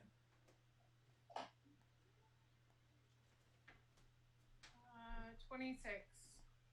I'm downloading a minor. I'm so excited that we're using my minor makes real checks, y'all. This makes me very happy. 2-6? Yep. Okay, the caster uncontrollably laughs until their next action after casting the spell. So I want to hear your good. I'm interested in hearing the Wiggs laugh, like how Wiggs laugh. So. Yeah, we haven't established if it's like a weird snort thing or if it's like a high-pitched giggle. It's got to be weird. Cackle. I'm gonna say a cackle seems fitting. I was kind of picturing. Has anyone seen Big Mouth? Yeah. You know the character Missy? Mm-hmm. Yeah. It was like the snort. Yeah. Put me into that, like. Yeah. So good. All right, I just made a note to look up Missy and Big Mouth. All right, so you snort for a full 10 seconds after casting. But here's the deal, okay? When you cast that spell, you know what? Those stones do not show up as magical, but that snaky armband that Ernie's wearing is. Oh wait, you failed. Why are we checking this? You failed. Okay, so all right. Right. TM's fiat here. I will say that you miraculously first. You know what? It's like when Harry Potter first cast a spell. We don't talk about Harry Potter. It's like when Earthsea he first cast a spell. It was amazing. Ged from Earthsea cast that spell. The power was uncontrolled. The first time you cast it, the power went off the charts. As you first made that connection with that particular magical formulae into the earth ether. And so it actually works, and you realize that the armband that y'all took from that guy is indeed magical somehow. I wouldn't even know the first thing to do to try to interact with this. I thought it looked cool. It does look cool. It looks really cool. Depending on how high you get on detect magic, you can tell what it does. But we got the minimum. Yeah, but here's what I'll do. You make an got a excellent kitty. point. So why don't you do this? Why don't you roll a D10 and just add 11 to it? And we'll see, we'll see what you actually got. So, because we've established that you make it. You know what I'm saying? So. I rolled a 2. So 13. You know that it's magic, but you can't tell what it is. So it is a magical thing, and we'll have to figure out what the deal is with it at some further point. What if there's it's an important thing? Can you take it off again? Like if you wanted to, could you take it off and then put it back on? I try. I hear. Okay, Yeah, I try. Yeah, you try, and it comes off your arm, no problem. Okay. And did you have a question, Carmen? No. Okay. Cool. All right. We've established that this thing, whatever it is a magical artifact of some kind. From who? If he was telling the truth, it is from before the rise of humanity. This is an ancient thing. So what are we on? The first. What about the vials? On the vials in the wardrobe. Yeah. Do they show up as magic at all? They do not. They do not register as magic. Are we taking them, or No, I feel like we have to take them? You want to drink one? No, I'm always the one who's against drinking random things. No, I bet they're like his foot cream or something. Yeah. It was on the top shelf, so it was probably more of his like perfume. Do you want to smell it? Sure. Chemistry taught me anything you waft. Yes, right. I do that. All right, you waft the smell over to you. It has a strong floral odor. Oh. And you see that two of them, when you check it out, two of the vials were empty.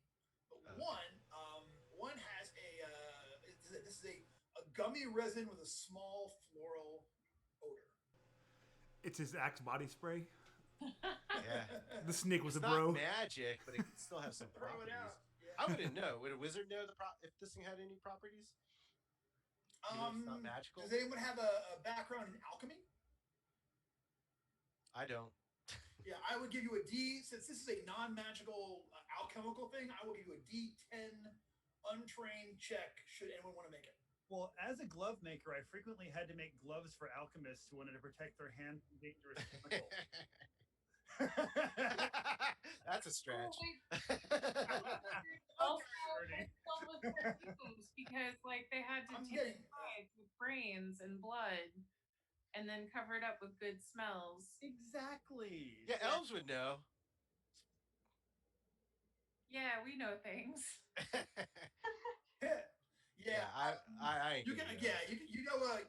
The first thing you should know is that you're rolling a D10. Know that. Know that's the primary takeaway. Bunch of tryhards, but none of them. I get it. I think we can take it anyway, just because they might be a collector for strange snake man. All right, moisturizer. Yeah. You know what? I have extra pockets in this robe. I just go throw my robe. Yeah, are you walking out with like a trunk full of like his clothes and possessions? No, not at all. Because these are old people's clothes. No one wants this. They're corny. They're super corny. Yeah, super corny. All right. But you can't even wear them ironically, like a members only jacket. Not yet. Not for another 10 years. Yeah. Are they not ironic right now? Because I still have mine. I don't even know if they're ironic. Yeah, you can't get them anymore, can you? I mean, like this stuff, no. No, members only. Members only. I had a members only knockoff that I got from Jamaica Avenue when I was a kid. Yeah. Like $10 on it. I think it was made of pure plastic. But boy, oh boy, I was proud. Boy, oh boy, did I sweat underneath that thing. All right. Oh my God, yeah. Whatever happened? Guys, I need 1 minute. I'm gonna run upstairs. I'm gonna try to. I'm having a bad internet connection. I realize I am not somehow reaching my extension thing, and when I click on it, it wants the password for the extension. So I need 1 minute. All right. So, hey, but you know what though? Why don't you guys tell all the nice people who are watching about Cyclops Con, which is coming up? It's amazing. Ride of Cyclops. Ride of Cyclops Con. That's the one. My birthday weekend, if I haven't told you that before, I think I've mentioned it like 17 times, but. Oh man. And then what time's your cartoon game? It's the Sunday morning slot. Is it already booked? It is, but you can jump in. I left it at 5 for that reason. Ooh. Okay. There's always room for the Reverend Dak. All right. It'd be great. Buy badges and tickets online. Tournament's going to happen. Lots of cool games. I haven't posted my game, but I think I'm posting a game. Lots of cool panels too. I think I'm going to try and get into. I didn't sign up for it, but I'm just going to try and log into. Doug and Stefan are doing a Sunday night, like just hang out and they can talk about cool things. Oh yeah, that sounds rad. Doug and Stefan? Yeah. Rad. Amazing. I've hung out with both of them. I don't know that I've ever told this story, but Doug, when I broke my finger in like 8th grade, I had to get a full arm cast, and I showed up to GaryCon with it, and he like did a bunch of awesome artwork all over my cast. Oh, no kidding. Yeah. Rad. You could have saved that and sold it to Jim Kitchen for like $3,000. I still have it. Like my dad would let me get rid of it.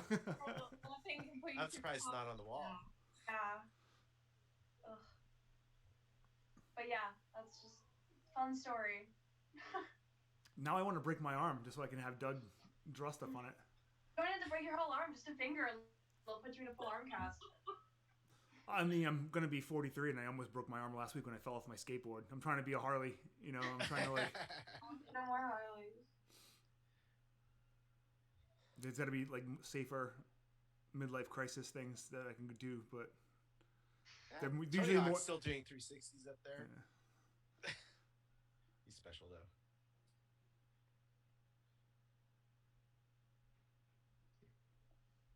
Uh-oh. Okay. We shifted. That's all right. Yeah. Sorry, y'all. Yeah, I had to get my password so I could read my Wi-Fi extender, which I was not connected to, but now I am, and I'm back, and here we are. So, hi everybody. All right. So, that is what you guys find when you're searching through there. Are we gonna? We search everything so far? That's it? You have gone through the wardrobe, and you looked under the bed, and we looked in the box. It's not that big of a room. That's really all you see. We haven't really thoroughly... Have we thoroughly searched the other room? The one with the big flower that we chopped up? You didn't really go through there any more than you did before. Like you didn't, you know, basically you destroyed that one piece, and then you threw the lever on the other one, and something happened. We don't know. So, do you want to go back and take a look at it? Probably a good idea. Okay. So when we walk back out of this is what is clearly a bed chamber and walk back into that first room, but oh my goodness gracious, what a change is going on since you guys left. You guys wander back into there, okay? And there was that the thing with the levers on there. Remember when I said you threw it, like you started seeing that sort of like creeping rot that began eating away around the outside of it? Mm-hmm. But now it is now covering like almost that whole wall is now completely covered in that rot. And as you guys walk through here, the floor feels really soft under your feet because you look down, that rot is actually going across the floor and spreading out in tendrils everywhere, in every direction that you look. And you can feel as you walk across the floor, it feels like you're not going to fall through it this minute, but it feels like that's on the menu. Guys, we gotta... Yeah, this might be our cue to leave. Yeah. Oh, yeah, I look at my fake watch and say it's time to leave. Okay, y'all boogie out of there? Yeah, but, you know, sadly, because I was like, oh man, we could have a base in the swamp. This cool, like, snake door that we can lock. I know, right? But it's melting. To figure out how to plug the light back to an ethical power source, you could be like, you know, party over here! Yeah. Every time we clear a dungeon, it collapses as we leave it. You know... It's so not fair.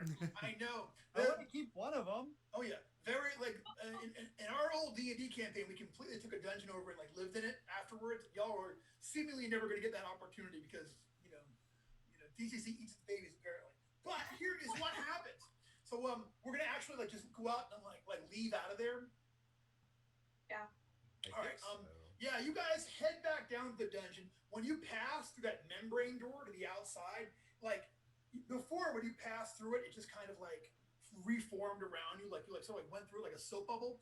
But now, like it's like cellophane. When you hit it, it just kind of like collapses in front of you and shrivels up as the this rot is sort of like starting to eat the edges of it all the way away. And yeah, when you get out, the light is off and the tower is visibly starting to slump over. It was already leaning; it was kind of organic shaped, but now you can see that rot from the outside as well. The whole thing is just before your eyes. It's just turning into, you know, just junk and such, you know. And as you guys like stand there and watch it, like on the opposite side of it, watching is that entire tribe of anthropods who are watching as this tower falls down and kind of like cheering it, you know, like yelling at it and such.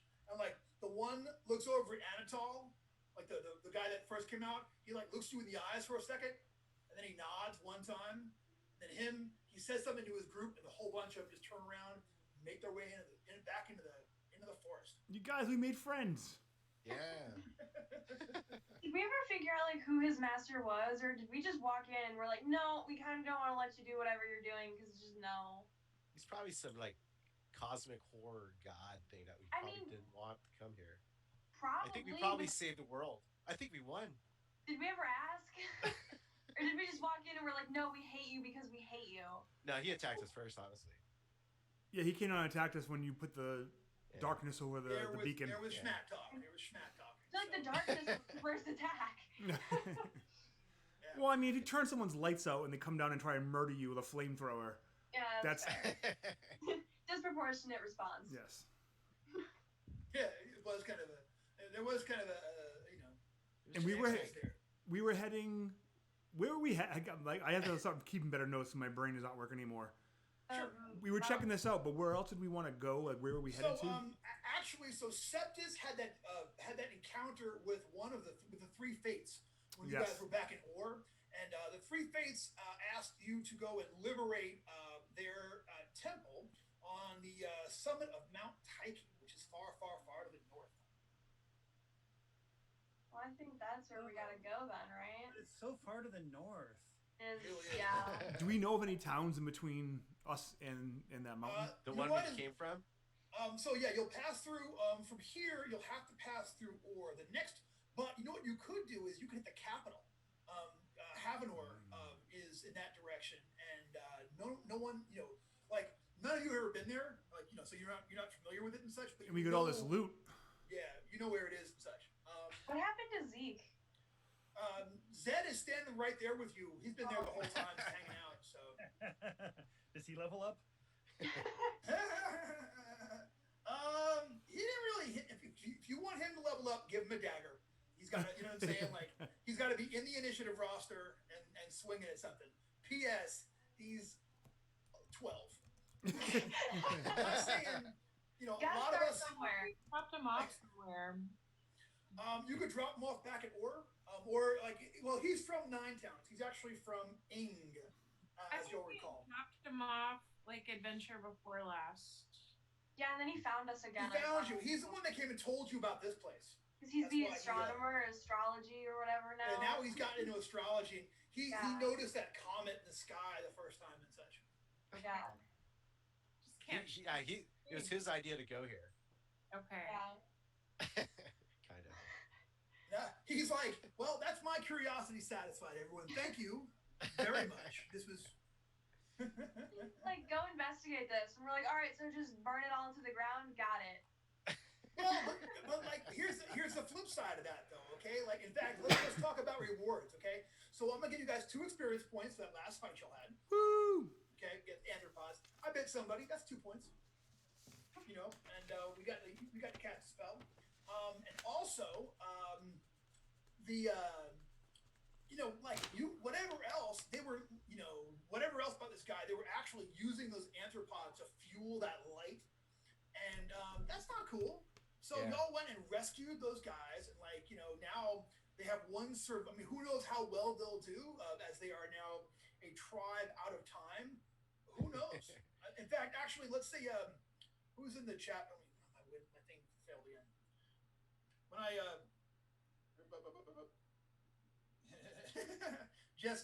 just put hieroglyphics in there and said, "Oops, sorry, I dropped something on my keyboard." That's hilarious. Nice one, Jess.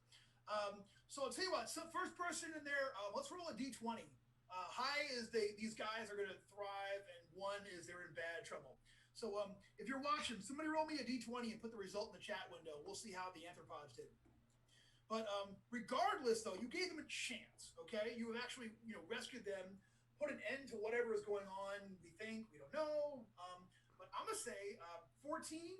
Yeah, I mean, Jess got a 14. So you know what? They're gonna go out they actually survived. They have offspring, and you have introduced a new generation of these anthropods to the modern world. And they're out there, they'll be out there living their lives as long as you guys don't go after their tower, because as we all know, when y'all visit a tower, it immediately collapses and is destroyed as soon as you walk out the door, if not sooner. So congrats. So yeah, on a 14, these guys are you guys give them a chance. So I'm gonna say everyone's gonna get a point of luck as a reward for this. If you are already in the 18 plus thing, this is a point of spending luck that you can use in some point when you need to. But if not, you guys get a point of luck for stopping whatever was going on here and rescuing this tribe of innocent anthropods just trying to live their lives and make music with Ringo Starr and Shelley Long. And, maybe Anatole will stay behind and become their leader. No. So maybe their chief. Yeah.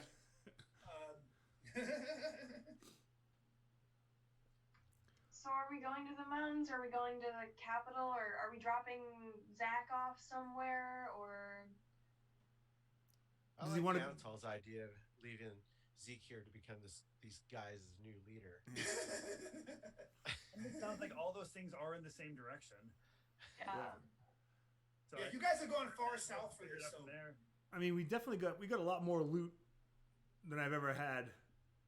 Going to the capital sounds like a good idea. Oh yeah, that's what we do. But like all these, like how many towns are on the way to the capital? So from here, if you guys go north, you hit 9 towns. That's where y'all grew up. That's the area that you guys all know and whatever and such. From there, you kind of go north to the northeast, and you're a few weeks off from hitting the actual the capital. From there, you'll have to get a boat to the other side of that, to like the other side of the bay. Or walk all the way around, which will take forever, in order to get to Mount Tyche. So, I mean, there are other cities you could visit, but nothing really on the way. What's the port town? The port town, if you go, the capital is Havanor. You'll have to get a boat there and go across. The big port city is New Westgate, which is far, far, far to the west from here. You said we have to take a boat to Havanor? Yeah, that's out of Havanor. You have to go to Havanor and catch a boat to get across the bay. So let's head to Havanor. Okay, so we're headed towards the capital? Yeah. All right. So you guys start marching, and that night you guys are all camping and looking around and Zeke's talking about the stars, and he's like, I really can't see that crazy comet that no one saw, what they were calling the bearded star. I don't see it anymore, So maybe an hour after this discussion, when you guys are all getting ready to bed, y'all hear this kablow, and like looking to your south from here, you see this amazing lights the night up like day for about 5 minutes as this huge fire just like flies into the sky from somewhere to the south of you, somewhere in the area of where the weird tower was. Oops. Oh well. Wait, back the way we came? Yeah, I guess we blew the tower up. We blew up the last place we were at too. Didn't it? Didn't it explode? Y'all are gonna get a rip.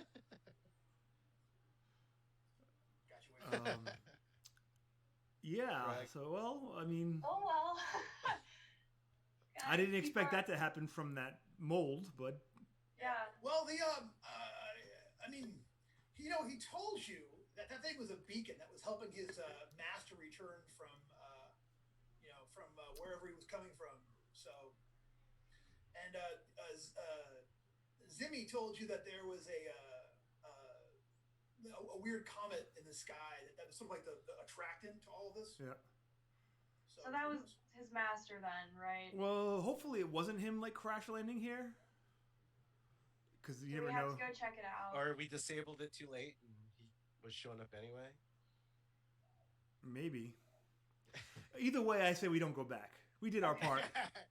That's someone else's problem now. We got him Yeah. that far. Wait, are you saying there might be something bad back there? Yeah, and if it's like some spacefaring, elder god thing, I'm all set. I'm good with that. Yeah, I think we're good just leaving that. Yeah. Oh my god. It's no spoilers. Wall to wall chest bursters. I mean, just like everywhere you look at chest bursters, everywhere in every direction. All right. So are we gonna make our way to 9 towns and drop Zoltan off? Yeah. And head to the capital. All right. So you're 2 weeks from over there. So like everyone, if you guys have done any spell burn, your spell burn comes back. You guys heal back 14 hit points in the entering time. Luck goes back up to normal by the time you guys get there. You guys make it back to Ing first and drop off Zimmy, and he says his goodbyes. He says, that was once again, an amazing adventure, and he's still determined on being an astronomer. You know what I mean? So he's gonna let you guys go and do your thing, but he hopes that your paths will cross again sooner rather than later. Do we stop at Ing on the way out of town? Yeah, might as well. Right. Yeah, you stop in Ing. It's going to be a long journey. You're going to need me. Yeah, absolutely. You guys can load up on some food and comedians and everything while you're there. And do we do anything while we're back in town before we set off for the capital? Do y'all, get into anything? Or Wendy? I would like to make Quendy a nice big pile of spaghetti and meatballs, and we can sit outside behind the tavern, in the alleyway behind the tavern, and she and I can share a plate of meatball and spaghettis. Absolutely. let me just go ahead. I'm trying to get the scene right in my head. When you get to the last meatball, do you push it over to her with your nose? Is that going to happen? Or with your muscle? Yeah, he bounces. Yeah, all right. You know what? I'm ready to give this a dice check. Jeff, go ahead and roll me a d20 and add your personality modifier on top of this one. Tell me how you do. I rolled an 18 and I have a personality modifier of 0. All right. So, at some point, she's like, I've always been so thrilled by you, and just knowing adventurers is amazing and such. And but we got a lot of things not in common, not the least of which is we're different species. But if you're willing to try to make it work, she's like, on an 18, she's ready to, Quendy's ready to, go for a walk someplace. I'm feeling very pressured by this. I didn't realize that you were so into this, and you're being a little intense right now. I think I need to think about this a little bit. I'll look you up next time I'm in Ing. All right. Well, she looks down at her now empty bowl of spaghetti and meatball and is like, all right, I'm getting weird signals from you, weird halfling little weirdo. I mean, I thought this was, when a man makes pasta, it comes with an expectation. We don't need to resort to slurs here. It's not halfling, thank you. It's hobbit. You're right. I'm so sorry. You're not halfling. Not having anything. All right. So, leaving that in a weird space, you guys load up on food and everything and make your way towards the capital. Wait. Okay. I have one thing. Yes. I forgot. Is there anyone in this town to check? That I can ask about this bracelet thing? Oh, about the armband? Yeah. No. Septus and Wiggs are by far the most, okay. The biggest two magical people that are out there and such. You guys head your way to the capital. All right. So it's the trip to the capital takes weeks. You guys go, you guys traveling overland and such. But the closer you get, there's a big, huge, you start seeing more and more farmhouses and more commerce. And then finally, you actually see the walls of the capital city for the first time. And it's huge. They say that, nearly 1 million people live in the capital, they say. That's which is more people than you've ever seen together in one place. You guys walk in there. It's crazy. I mean, you guys have seen some stuff and done some stuff. But hitting the capital for the first time, it's you hear just walking down Coin Street, the first street you walk in as you go in there, you hear a dozen languages. You see all of these people, doing whatever. There's all these restaurants and people, shops and fancy people. You see lords and ladies. You see what are people who are obviously thieves and miscreants. You know what I mean? You see that there's. Excuse me. Thieves and miscreants. I didn't say that these are necessarily miscreating. Miscreaters? I don't know. So you guys, and the capital is it's sitting right there in the bay, so you can kind of go through and see. Yeah, there are ships across the way that are just heading heading off here in every direction. Now, if you wanted to look for a magical, like somebody who's like who can do what you wanted to do, this would be the place for it. Did we have to go through a salt marsh to get to this town? No salt marsh. No, it's all farmland and a lot of cabbage, a lot of turnips. As you guys walk through, you walk through giant. You never knew there was so much cabbage. You know what I'm saying? As you pass your way through the cabbage plains. I haven't been. I got my new sheet. I forgot to write down how much gear we got or gold and stuff. Do you guys have a running total on your sheets about how rich we are right now? My sheet has nothing. I have a plus 300 written down, plus 300 gold pieces, and that's it. And I don't know where it comes from, and I don't know if it's shared or if it's just mine. It says a sack of 300 gold pieces. I know I've got 100. I'm cool with sharing. It's cool. Well, what I want to do, Brennan, is find a jeweler and see if they will buy my 15 unworked stones, or our 15 unworked stones. Absolutely. You have no problem finding a jeweler who will buy your 15 unworked stones. I'm happy to add the tiger. I have one tiger agate that I'm happy to throw into that pot as well. Where did tiger agate come from? Oh, I do not remember.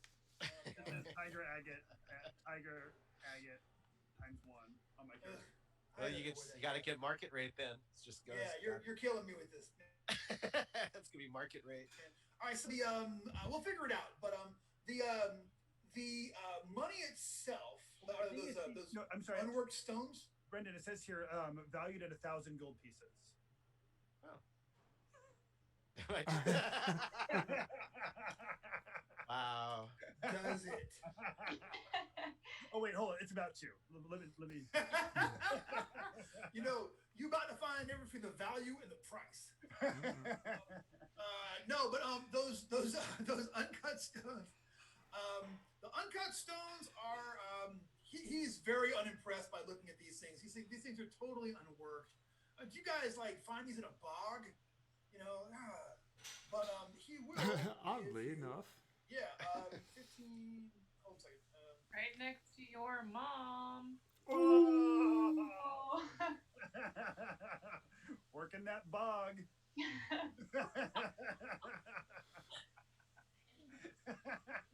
I'm gonna put that on my business card. Hey, I have a pebble that was given to me by a gelatinous cube.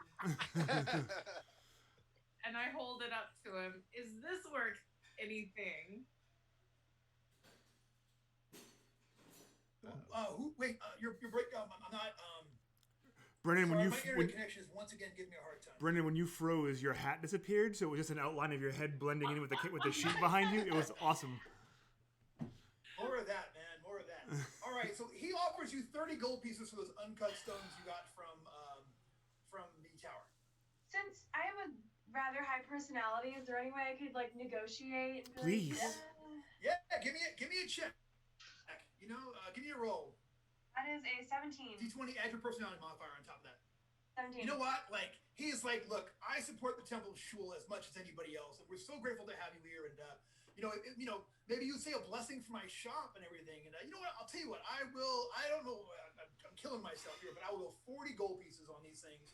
And I will only do that because I have all respect for Shul and for learning. My cousin went to divinity school for Shul, so he can stick with it. But he did great there. So really straightened him out. So yeah, so you guys get 40 gold pieces for those halfway uncut stones.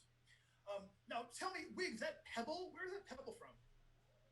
It was given to me by the gelatinous cube that was trapped by the Emerald Enchanter. Trapped? Yeah. All right. Give me the entity from space. It was like oh, the moon demon. Yeah. Well, no. Oh.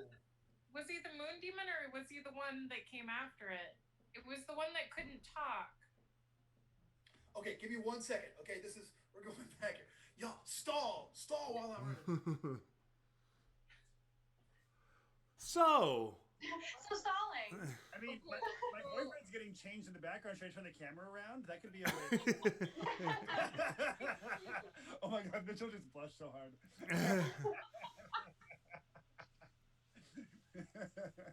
We can play some music. Show for us. Should we take this time to discuss what our actual plan is? In the joint. You turn the camera around, but you don't turn the background off, and Morty's arm is just in a very strange spot. I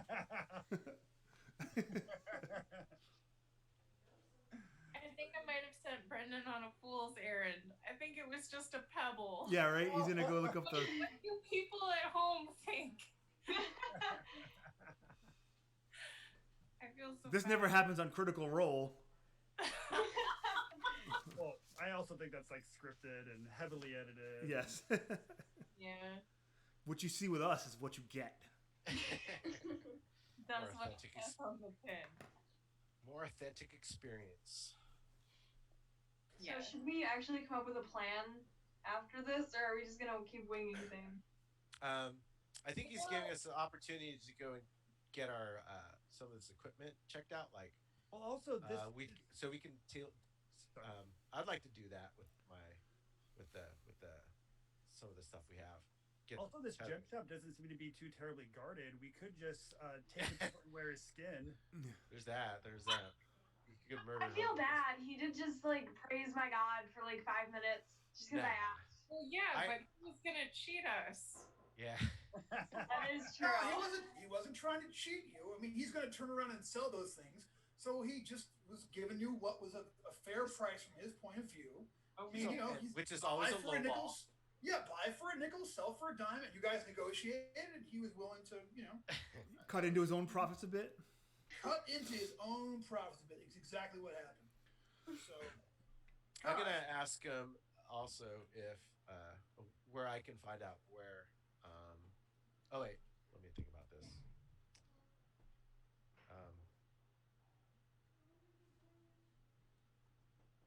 I'm gonna ask him if he knows anybody would know anything about the snake bracelet, the crown thing that we still have. We still have it, right? Yeah, I think Skatch just has it. Diadem. The diet. well, he sees that diadem, and he is like, He's gonna lowball us for sure. We're But fighting over trinkets here, and you have items like this? Traveler, you are going to hurt my feelings. Let me tell you something about Escobar's place, okay? When you come to see Escobar, you start with this kind of thing. You have these rocks here. This, he can't get over it. He's like, this is gorgeous. Look at this thing. This is amazing. Yes. Yeah, he's like, But you've not seen this tiger agate yet. look at it. He's like, I got a box full of tiger agates. He's like, I'll tell you what, I won't lie to you. I know exactly where I can sell this diadem. I'm willing to go. I was going to give you 40 for the other ones. I will give you 80 gold pieces for both together. Okay, 80 gold pieces for that and this together. That doesn't seem to match your level of enthusiasm for that diadem, because this is one item here. It's like it's amazing. It says it's 40 gold pieces. That's a lot of money. I agree with you, but you just said that the $40 you're going to give us is something you thought we just pulled out of a bog, and now you're going to say that $40 is also a great price for this amazing piece of jewelry? Yeah. $40 be the price of a bog stone and a gorgeous diadem. Okay, I'll tell you what I'll do. Here is your Shul is watching. You're right. All right. I will go 100 gold pieces for the diadem and those stones, and that's as much as I can do. Beyond that, you're taking food out of my family's plates. I think you can do 110. No, you. Okay, who the hell had that pebble? Did we not write down like the room number or anything? No, I wrote down gelatinous cube pebble. Love of God. I mean, there's a protoplasmic demon in there, but there's no talk of a pebble. Did he give you a pebble for something? I'm not sure that's where it came from. All right. Remember the room that had all the different cages, though? Like the menagerie? Did it come from that? Perhaps. Wasn't that where the gelatinous cube thing was, in one of those cages? Maybe. the weird alien thing there that was a laboratory. This is the best episode of Blades Against Bandwidth ever. This is like so perfect. Like I don't want to sell it to him. I just want to have him set it into like a ring for me. Oh, he'll totally do that. Like, do you have a? He's like, do you have a ring, or do you want me to do one for you? I would like you to craft one for me, sir. No problem. Yeah, he's like, take me 3 days, and I can get you one. And he's like, for my friends from the Temple of Shul, I mean, do you want gold or silver or platinum or? What's the jiggliest metal? Let's tungsten. But you don't want it in a ring. It'll jiggle right off your. It'll be you don't want that. Let's just do silver then. Silver, no problem. I'll send this in a silver ring for 20 gold pieces for you. All right, deal. Done. Come back in 3 days. And do you want engraving on that too? I throw that in. That's free. Yeah, but I don't know what I wanted to say, so surprise me. All right. Actually, people at home in the chat, if you would like to, yeah, if you're watching at home, tell me what the ring should be engraved with. Oh no, Brendan froze from shit. What does the engraving say?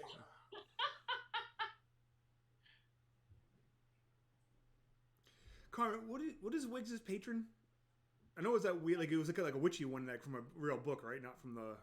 Yeah, Archigallus. It's a blood god demon. Yeah, from the Golden Bough by Fraser. I don't know nothing about it. All right, Fraser made that. I wish Brendan Fraser would win an Oscar, so I could be like, no, Brendan, like Brendan Fraser. Not Brandon. But everyone knows who he is. So. A lot of people do. Okay. If he would win that Oscar, then that would be his name would ring out, man. Nobody gets my name wrong in Ireland, but everywhere else. Oh. I know, right? You lose your mind. Well, all right. Sydney, have you ever heard of Brendan Fraser? No. That's the thing. It's like it's that seeing if it made it down to the next generation or not. Brendan Fraser is not legacy, man. He should be though. So Sydney, your homework is to watch Encino Man. No, it is not. Watch the first and the second Mummy. Let's get the third one. Actually, has never made a single movie that anybody has to watch. Encino Man is a must-watch. School Ties. That's a great movie. You don't like that one? I thought School Ties was intense. Airheads? He's in a TV series right now. Oh yeah, Airheads. I'm not saying that they're bad. I'm just saying he's not made a single essential. He's in the new Doom Patrol. You got it? I haven't seen it. I heard it's good. I haven't seen it. I like it. You know, right, so just campaign to get Brendan Fraser into the Criterion Collection. Cross the finger. Brendan Fraser. Brendan, if you're watching, I got your back. I know who it is now.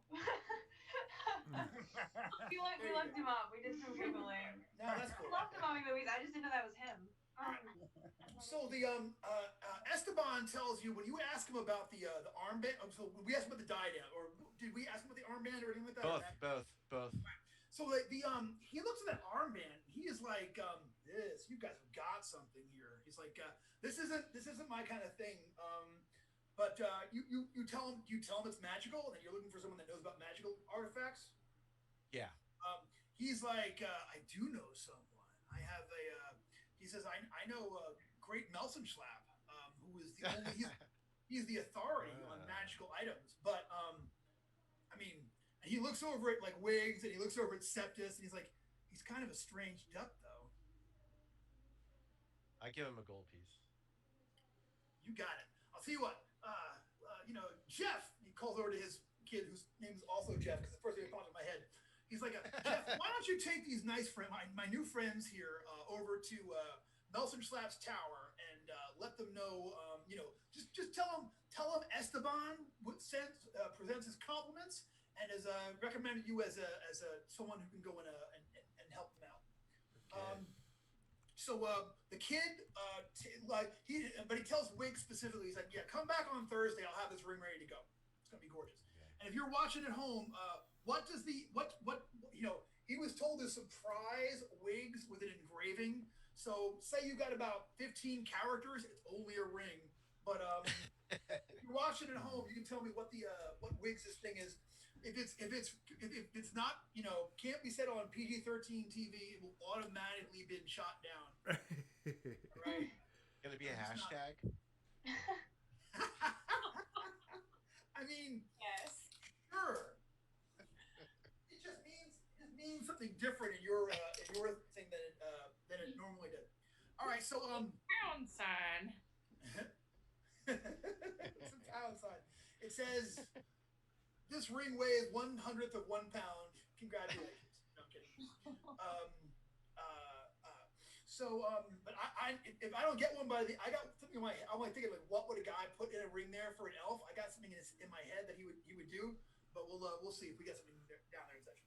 So sure enough, Jeff, his shop helper, takes you guys actually to there's a central keep in the middle of the city, and the keep has got one of the corner towers there. It's kind of like, if you can picture it, it's bent. It's like a little crooked this way and crooked this way, and the stairs are on the outside there. And the kid says, you have to go upstairs and knock on the door and ask for Melson Schlapp, the wizard, but he'll help you from there and such. Give him a high five, thumbs up. I give him a nickel. Thanks. I say if you beat me in arm wrestling, they'll give you a gold. No way. I've heard about you little folks. He's looking at your one arm. It's like veiny. No thanks. But good luck. So we go up and knock on the door. Did we? Oh. No. Who's leading? Who do you think would make the best first impression? Not me. But I'll do it. It's probably going to be Phoebe. It's totally Phoebe. Yeah. Well, although Septis is another wizard, though. Septis is a wizard and Wiggs is an elf. So Septis or Wiggs or Phoebe, I would say, are in the running. And that's true. If this guy's a wizard, he's going to be weird. So I don't have to really worry about. On the other hand, Ernie is really well dressed. You guys look around, he's the only person that fits in with it. Like everyone here is so metropolitan. Outside of your armor, all of you guys are wearing real corny gear, but Ernie fits right in. Ernie looks like slick walking through here. So it's Brennan saying anybody but Forrester. Forrester and Anatole are the ones who I would say hidden in the back, far away. Just to make it a high personality or whatever and such. When you guys go to the Hobbit Quarter, I don't know if they have a Hobbit Quarter here, but all right. So who is going to knock on the door and be the asker of questions and things? I'm happy to do it if we need someone. She'll do the actual talking, but I'll do the knocking and I'll be the face and I'll let her answer the questions. You'll do the knocking, she'll do the talking. Yeah. No, that's cool. All right, so you knock on the door. I walk confidently, but yeah. Gotcha. So the stairs are tricky because the tower. It looks like the tower used to be tower shaped, and now it's kind of weird and kind of angular and kind of crooked, almost And Septis and Wiggs both think that perhaps magical energies might have warped this tower at some point. You guys make it up to the top though and knock on the door, and the door opens up, and you are looking into a one-room laboratory, sleeping chamber, alchemist lab, and out of the shadows slumps this weird-looking figure. He clearly was a man at some point, but it looks like magic has completely corrupted his body. Okay, so his one arm is scales all the way up, like dragon-type scales.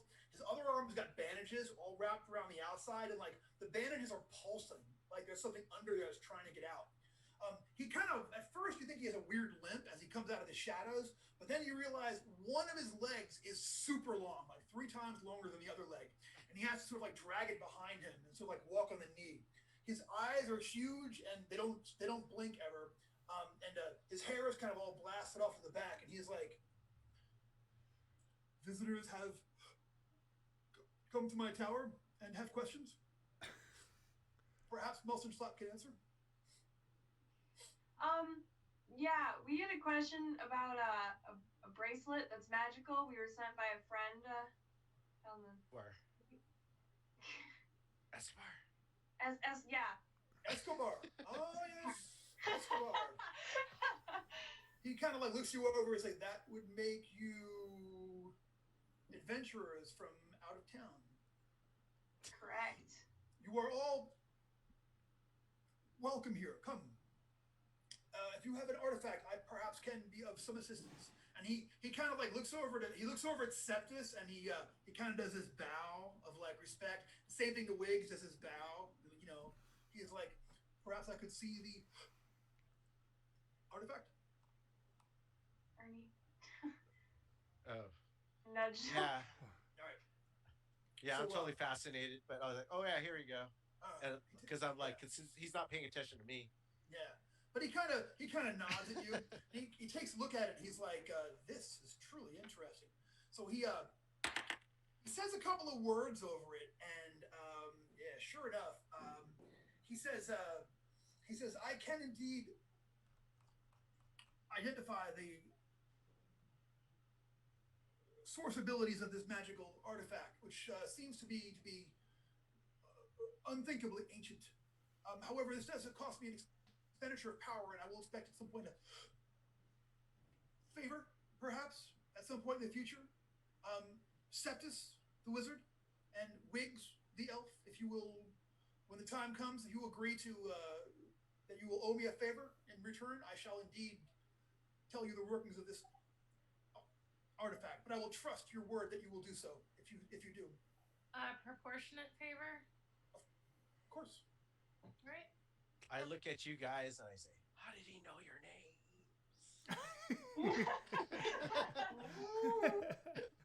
But he only seems to know Septus and Wiggs' names, though, which is like... Oh. You haven't heard of me? I thought I was more famous. He kind of like leans over. He's like, I have not. Should I have? Unless, and like, he says, unless, he looks down and he's like, unless you are, and he kind of like, he has a hard time. That Forrester Longbranch, who bedeviled the one that calls himself the Emerald Enchanter so much that he sent an offer of hundreds of gold pieces to see you all assassinated. What? Would you be that? Are you that? Because he says, I very rarely meet a hobbit with such a magnificent arm. It's in the description I received. Would that be you, Forrester? Are you in this enchanter close? Sorry, I laugh so rarely. No, he's a fool, a dabbler.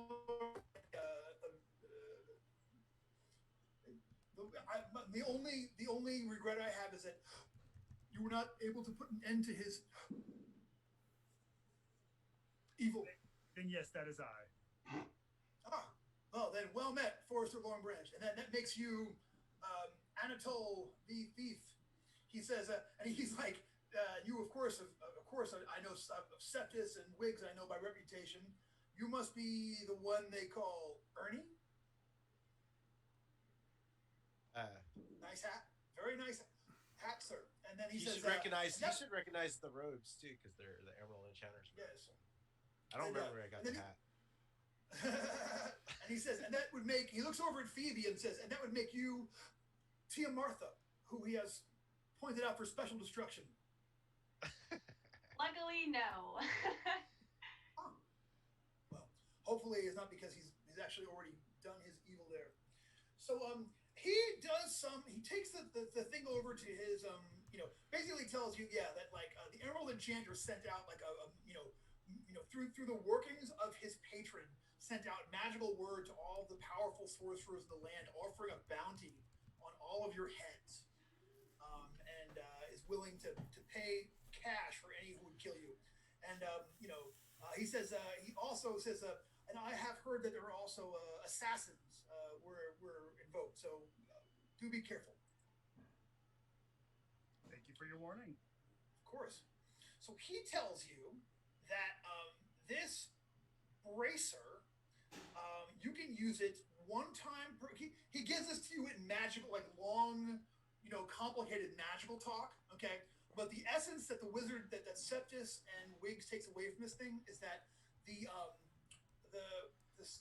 bracer can be used one time a day as a kind of a charm spell that only works against normal and giant serpents at a roll of +3 once per day.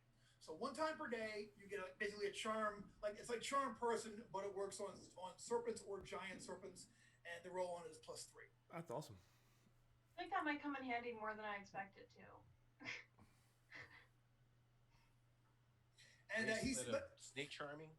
Yeah, and here's what he says. He says that any of you can use it if you want to. He's like, there's a code word to it. I can teach you the word. So anyone who wants to, it doesn't necessarily have to go to specifically a wizard. What's the code word? It is, I don't know, it's Reptilicus. Cool. You want to write that down, Ernie? Yeah, Reptilicus. Dude, 6 months from now, I'm gonna be like, I don't know where a bracelet that says Reptilicus comes from. Are you kidding me? I have no idea. They were running upstairs to look at notebooks and whatnot. Yeah. Bracer +3 charm. That's what I wrote down. Judges won't let you use an item unless you remember the word. No, I won't. I'm not gonna make you. That's not a special gonna remember effect. either.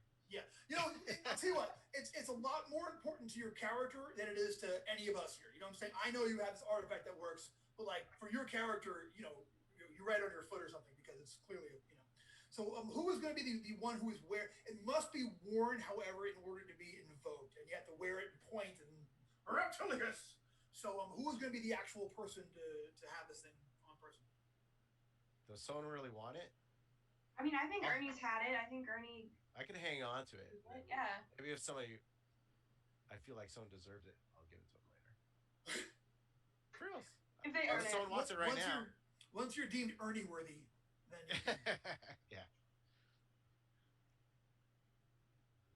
All right. So that being the case, I don't. Okay. Let's put it this way too. If I will try to look through and see if that pebble means anything, could that pebble possibly be from the one who watches from below? Possibly. Yeah. I don't know where that is. I'm gonna have to dig around.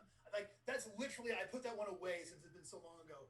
Don't worry about it. All right, but how can we agree to this? That if it is something that is magical and he could help with, that you would have detected it when you cast your detect magic for the first time in the tower. We discuss it with Melson Slap, and that he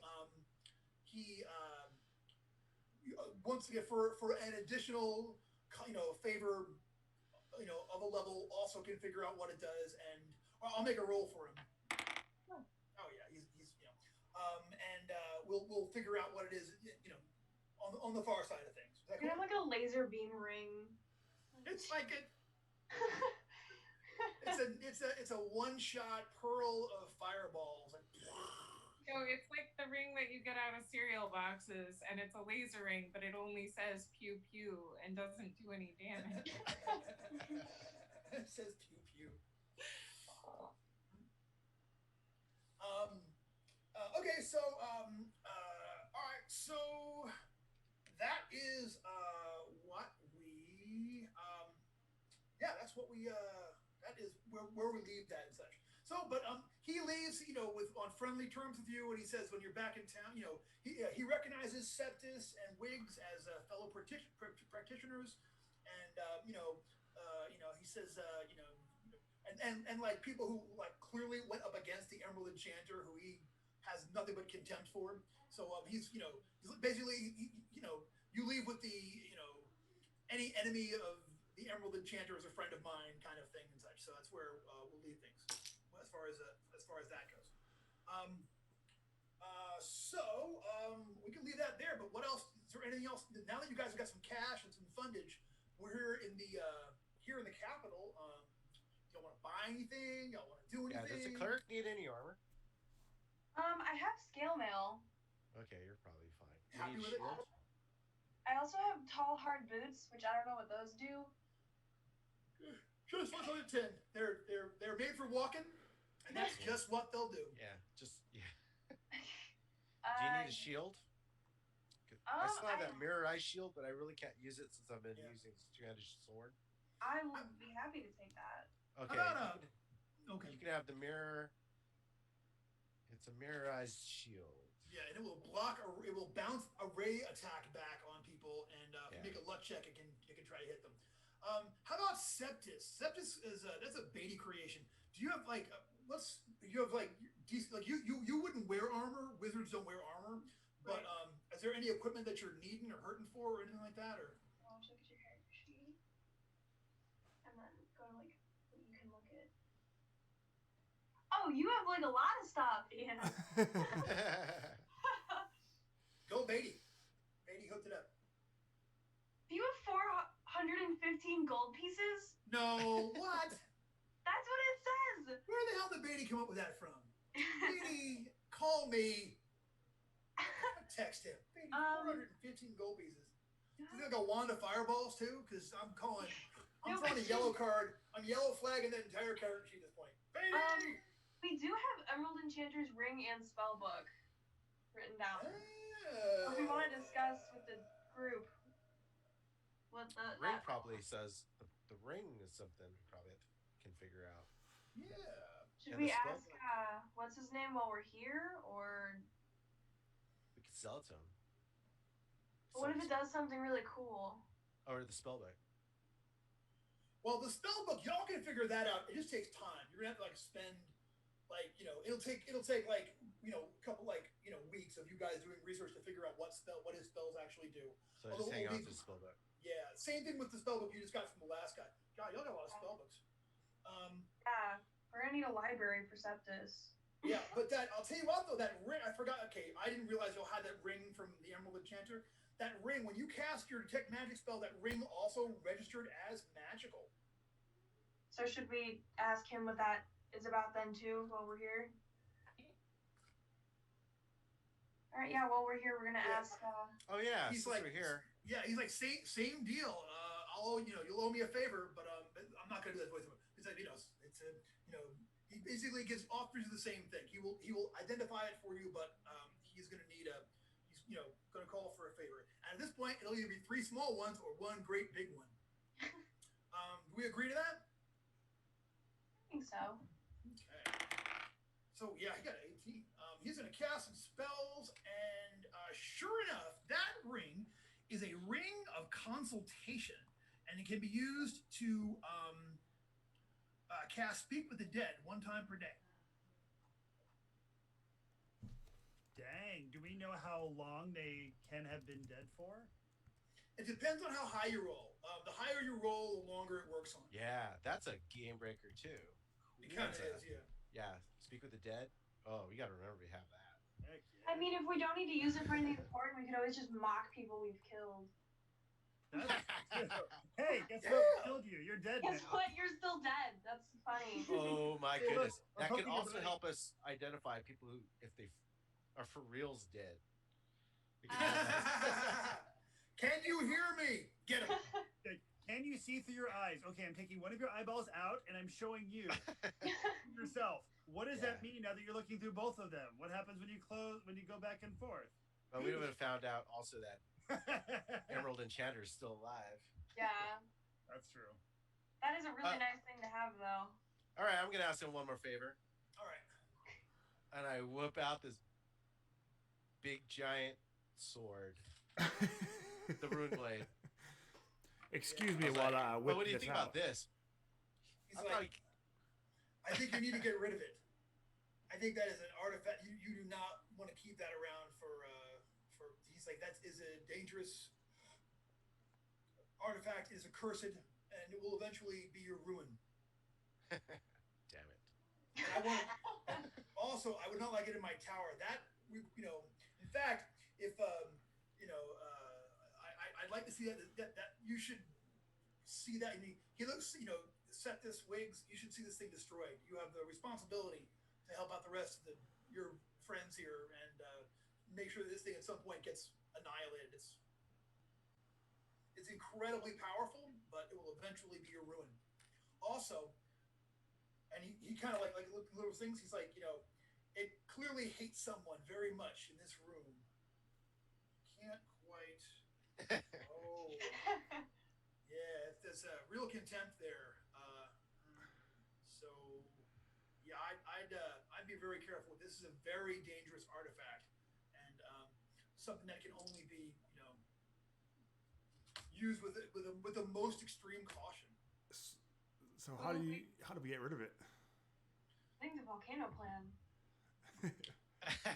He is like, if you wish, if you'll give it to me, I will offer it to my patron as an artifact, and he can take it off to his far off planet and get rid of it and take it off the earth entirely. I'm gonna pull Septus aside and be like, would you get any extra points if you did that instead? Would your patron like you more if you did that? Oh yeah, you know what? Septus is a patron of Babugbabills. It'd be a great gift for Babugbabills. He'd love that one. Okay, maybe we don't do that then. I didn't like the tone. No, seriously, that'd be like offering an artifact to your patron. That's never a bad way to go. Yeah. And he's also chaotic, so he'd think you were cool. He'd think, you know what I mean? It'd be like showing up to my house with a bottle of Jägermeister and a thing of hummus. Septus can't use a two-handed sword, right? My guess. Yeah. I mean, Septus can, but when you're rolling a D14 or D16 rather to hit rather than a D20. On the other hand, it's +3 to hit, so I mean, yikes, Maybe we just. I mean, it could. Would he get rid of one of our favors if we gave it to him? Like, would that count as a favor? It's like, I'm offering to help and get rid of it. He's like, I'm not trying to own this thing. This is bad. This is the rune blade. I mean, he's like, this thing disappeared at the Kingspire. I mean, thousands of years ago. It was linked to the elder Kith, who are now mostly a died-off race. They're the progenitors of elves. They were the ones that they're the forebears of elves, and these the few that still survive are incredibly powerful, ancient magical beings at this point. And, you don't want to get the bad side of them if you can avoid it. Maybe I think giving it to Babugbabills isn't a bad idea. Yeah, I think that's a good idea. All right. That's gonna be another quest, though. No, I mean, you could if you just want to give them a gift, if you're literally like going to invoke patron in order to give them something, like I'd give you a bonus on top of that, like on this like spell cast, like a +4, like basically using the item as a sacrifice, and like when you're only there as like, hey, here's the thing I got for you. I'll hang on to it till we have to do that. All right, it'll be something. Yeah. I'm not married to this thing, but it is also I don't mind chopping things down with it. The very Melnibonean kind of aspect of the fact that elves are able to use two-handed swords, and it's a rune blade. I don't know if Wiggs would have a better shot of controlling it. She didn't want it. You want it? Well, doesn't it hate someone here for like no reason? Who does it hate? It must hate Wiggs. I feel like it's Wiggs. No, it hates Ernie because Ernie was threatened to throw it into a volcano. Can we do like couples? Because I've been resisting it. Or a sword and a sword master. Wiggs could probably talk to it. That would be such a great skit. Like the wizard is sitting, like there's a therapist there, and the fighter is like, he just listen. The sword is like, It's like contempt. Contempt kills relationships, and the sword kills contempt. Also, that's Brendan, is the sword made of iron? The sword, as I recall, is mithril. Hold on a minute. Pull it up here. Wait. Do I have it on this computer? Is it on my upstairs computer? I might be. I just transitioned this one. I think I need it, but let me take a look here. Kingspire.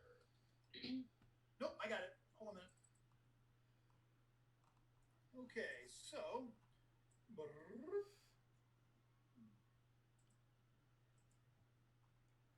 Man, I love that elf artwork from the core book. I know, right? Isn't it gorgeous? All right, so the rune blade, it's a it does not say what it's made of. Since it's got to be mithril.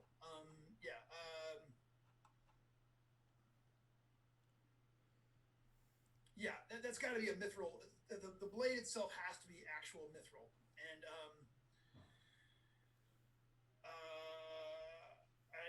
I will say this. So Melzenstadt tells you the special purpose of the rune blade, which is to bring death and destruction to the world, reaping the ranks of champions of law and order, and spreading strife amongst the civilized realms. So this is what we're dealing with here.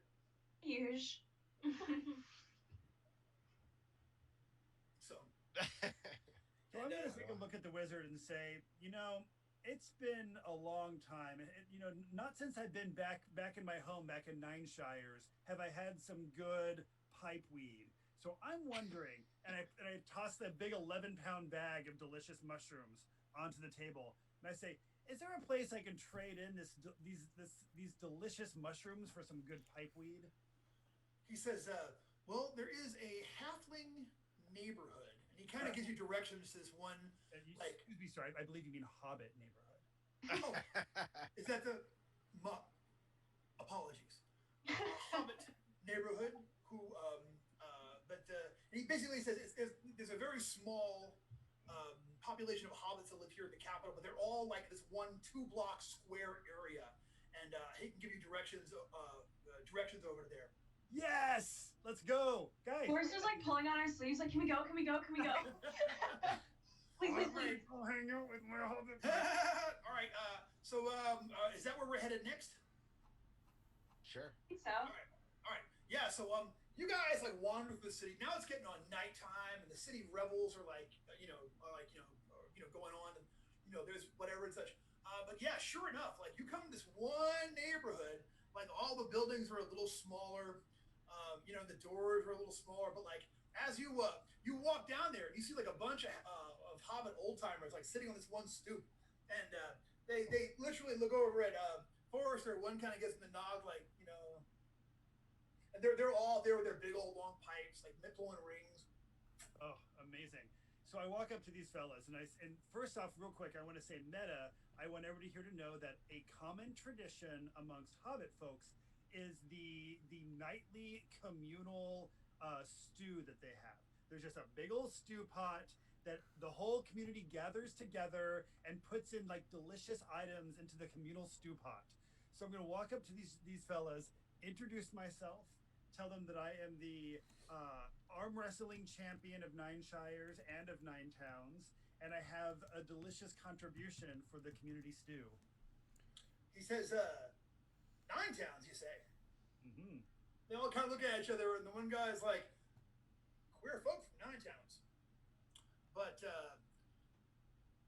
let me see what you got there. And he takes a sniff of that. He's like, you know what, sir? Why don't you come on inside here and meet everybody? Bring your friends on in. Hey, welcome to Forrester. And put my arm around his shoulder. Oh, good. Yeah. So you are quickly introduced to the entire community there. They want to hear the stories. They want to know where these mushrooms came from, and you guys sit around the stone soup pot and have this hilariously hilarious night where they break off. Everyone gets out their instruments, and there's food and drink, and you guys spend a night hanging out with these guys and just having a great big laugh out here. And perfect. So in terms of in-game stuff, I'm wondering if 2 things can happen. One, if I can cross off my 11 pounds of mushrooms and yes, with some additional pipe weed. Do I have? You can get oh yeah, they have. They got a real. Let's just say these guys have a real opinion about it, and you drop all these mushrooms on them, and someone, they also do that. They also they'll also set you up with some rations, send you with 3 days of everyone's putting cakes on you and food and things. So you also walk away with enough pipe weed to last for quite a while, and 3 days of non-iron delicious rations. You know what I mean? Cream cakes and seed cakes and whatnot and such. And then the last thing is, do I get any juicy rumors, or do any of us get any juicy rumors? I'll tell you what. I will say, yeah. So you ask all the things. Let's say we spend the whole night talking about gossip about the whole city, everything they do and such. So I will say that you have had, like, if something comes up and we need to say, well, have we heard about this before? You guys can refer back to the night spent with the hobbits of the city of Havenor, and that in doing so, you will have access to a rumor pool of all of the things that you have heard. But in turn, they want to hear everything. They want to hear all the stories. How forthcoming are you with all of the adventures that you guys have done? I'm going to say I am about 50% honest, and the other 50% is complete and total fabrication. Okay. Well, they have a lot of questions. One of this, but as it turns out, they've heard of the Emerald Enchanter. Like, it's said that he's seeking some for revenge and offering cash money, in order to do it and such. So that alone is like they're like, oh wow, that kind of like gets you on their radar. But they like the fabrication stuff just as well. And you tell them a whole bunch of crazy stories, which are there's now misinformation circling about you. I'm assuming all of your fabrications make you guys sound amazing and like heroic, as opposed to the like the opposite. And they also make the Emerald Enchanter sound like a big fool. Oh, gotcha. Fumbling idiot. Yeah, they love hearing that stories, man. They absolutely love hearing that. And like when I tell them about some of the stuff that we found in his dresser drawers after we had house. Yeah, just put out my character and I'm like wearing his robes. Well, they think that's hilarious. Yeah, they definitely feed you guys, and you guys don't need to pay for a place to stay. They put you guys up for the night too. So yeah, I straight up carouse.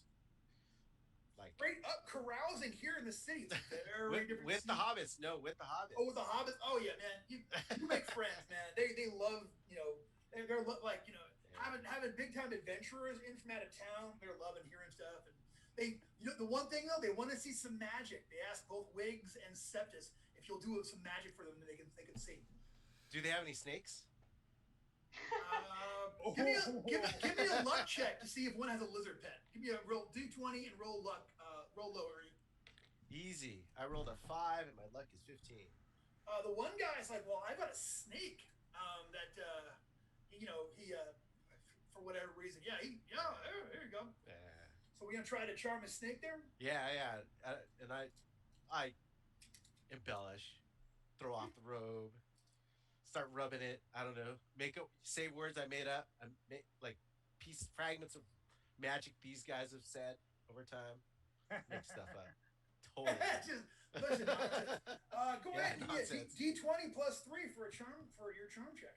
I think also with the magical random words, you should also give them a D10 spell check to see if he accidentally casts a spell. All right. Ooh, nat 20. Nice. Did you really? Yeah. Oh my god. You own that snake now. Yeah, man. All right, natural 20 plus 3 is a 23. It can't make a 23 will save, so I mean I'll just roll 20. Got 18 though. It can function totally normally, but it is totally charmed. So like, what do you think it do? Is it mine now? I mean, he's charmed by you. Is he mine now, though? I mean, he's still the guy's pet. You know what I'm saying? Unless you're like, okay. Make him do like the snake charmers dance, or like. Yeah. Oh, I make him like crawl up, start going around me, and I look at these guys and I'm like make like kind of a grimace, like I can't believe I'm doing this. Gotcha. Yeah. Okay. For them, I'm like trying to ham it up. Yeah, you put a show on for them. Yeah. Well, they think you guys. It shouldn't look good, but yeah. They think you guys are the coolest, and they you make those snakes sort of like jump around and do all kinds of whatnot and such, and they think that's amazing, they love what they're like, I mean, this is high entertainment for these guys at this point. Anyone throwing coins at us? They're not throwing coins at you because you guys are clearly rich adventurers. You know what I mean? But they are asking for. They ask Septus will cast a spell. They ask Wiggs if Wiggs will cast a spell. They want to see something cool. Yeah, I point at them. Can I cast color spray not in the attack phase? Like, I don't want to put it up in the air. Sure. Yeah. I just want to make the pretty colors. Go and get that 32 plus result and kill the entire neighborhood. Destroy the whole thing. blind the whole neighborhood. My bad. The whole, give me a roll. Give me a 12 or better. Ask to see some magic. the whole neighborhood wakes up tomorrow, stunned after waking up from getting stunned and blind. What the hell happened? Best party ever. I rolled a 6. Wait. The fizzle will probably look really cool. Or the mercurial effect. 5, 8, 9. I think I lost the spell. They weren't impressed. Well, you can also try to like magic missile a bottle or something. Could there be like a flaming hands that's like just in Septus's hands and not like? Yeah, you could do it in such a way as like just to blast it up and make it look cool. Hey, Yeah, you wanna try that? Sure. All right. Septus is gonna try and cast a light flaming hands. All right, go ahead and roll me percentage dice. Oh, percentage dice? Let me. Oh, yeah. First the time. mercurial. Yeah. Cool. All right, here, please. 27. 27. All right. So, it's no range, so treat it like no effect. You know what I'm saying? Like basically, it doesn't change anything for this particular spell. But yeah, so go ahead and make me a spell check. Shoot a blast of flame up into the air. You got a 15 on your spell, plus 4, so she rolled a 19. She got a 19. Yeah, sorry, Troki here needed to come visit. It's everyone. It's Trokio T-Cat. Oh, a baby. Oh. Look how big he is. He's like a 100-pound cat. He's like enormous. You shoot an amazing jet of fire into the sky, and they're like completely awed by this. They're like, ah, and people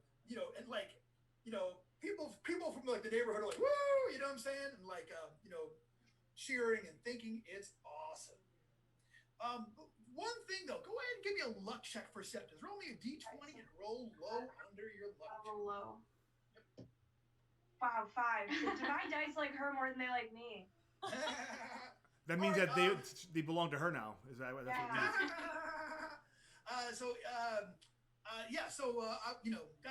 That could anyway. Yeah, you shoot a blast of fire into the air, and they think it's amazing. You're all like blown away, like by how you know what I'm saying. Your name is going to ring out in the halfling quarter. Go up the deep. The day those incredible spellcasters came to town and did some stuff, made the snake dance, made fire go in the air, and then the elf made some sparks. That was nice too. We liked that. All right, so from here, are we doing anything else in the city before we head off and hire a boat to get us across the bay and to the next location? No, depending on how long it takes, like when the next boat goes out. If we're gonna be here for a while, I would try and meet up with try and find the Thieves Guild, but. Gotcha. I think don't we have to be here for a while because of Wiggs' ring? Oh yeah, we got to be here a couple days. Oh yeah, Wiggs is or ring. we could, when we come back from the city, we can pick it up, but that might be forever. Yeah, so we can hang out for a couple days. I still have some spell burn to recover from if you guys wanted to stay longer. But if you want to get going on the road, like if we're pressed for time, I'm fine with picking it up later. We traveled for a couple weeks at this point. So. Yeah, I burned my strength down to 3 originally. Oh, a couple of weeks. Okay. Yeah, you had 2 weeks. So now figure you're back up to full spell word. Everyone's up to full spell word in luck. Cool. So. It's up to you guys. I'm fine with picking up the ring later if you're in a hurry. You stay in. Part of me is wondering since the Emerald Enchanter has a hit on us, that we need to maybe make an effort of taking care of him and maybe figuring out where he is. Otherwise, we're just going to have assassins attacking us every night. That's true. And if we do stay in town... And we're loaded with stuff, too. I got this sword that might turn the tide of eternal struggle. I was telling you guys as soon as we got in town, we need to keep a low profile, but you guys just wouldn't listen. You're a liar. I got one bit of good news, okay? So like the people who are looking to murder you, the story of Septus sending a blast of fire into the air in the middle of downtown never gets back to them. Good luck, check. So at the very least, the assassins they're not coming tonight because they didn't hear about that. So that would have been. Whoa. That would have been intimidating. That's scary. But we do know, so we got to be cautious every night. Yeah. All right. So so are we gonna leave without ring, come back, and get it on the way back? I'm thinking if we spend some time here,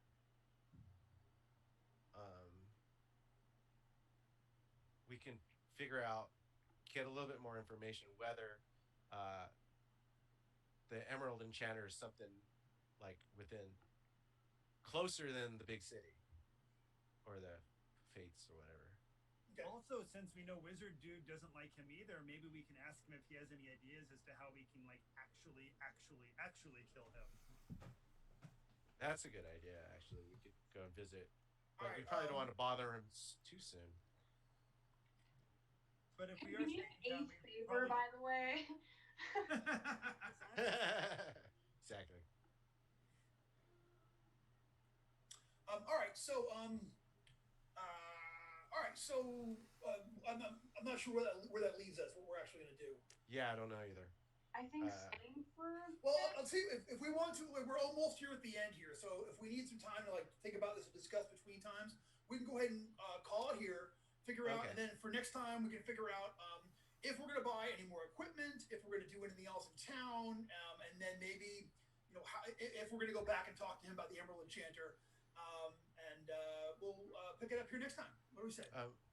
Well, we got a couple minutes here. We can talk amongst ourselves and figure out what our next steps are, so Brendan can prepare. I do want to like try and commission some custom armor if I could get like a studded leather, but I want to make it so it's custom, so it lowers the check penalty on stuff or the fumble die. You know what I mean? Like get like some kind of like thievy super armor, but I'm sure that'd be super expensive, so I might have to go rob some stuff while we're here. I got you, thievy super armor. I get it. You know, like essentially Batman. Apparently, Septis is just loaded. Yeah. Apparently, Septis has got all the money. How that even worked out, I don't even know. But I guess I figured out what he must have done was he must have used that chart that shows how much an adventurer should have at any given level. And I've never used that chart before, but there you go. I mean, my character's sitting with 300 gold pieces, and I don't know why. Yeah, well, I mean, you must have found that someplace. I mean,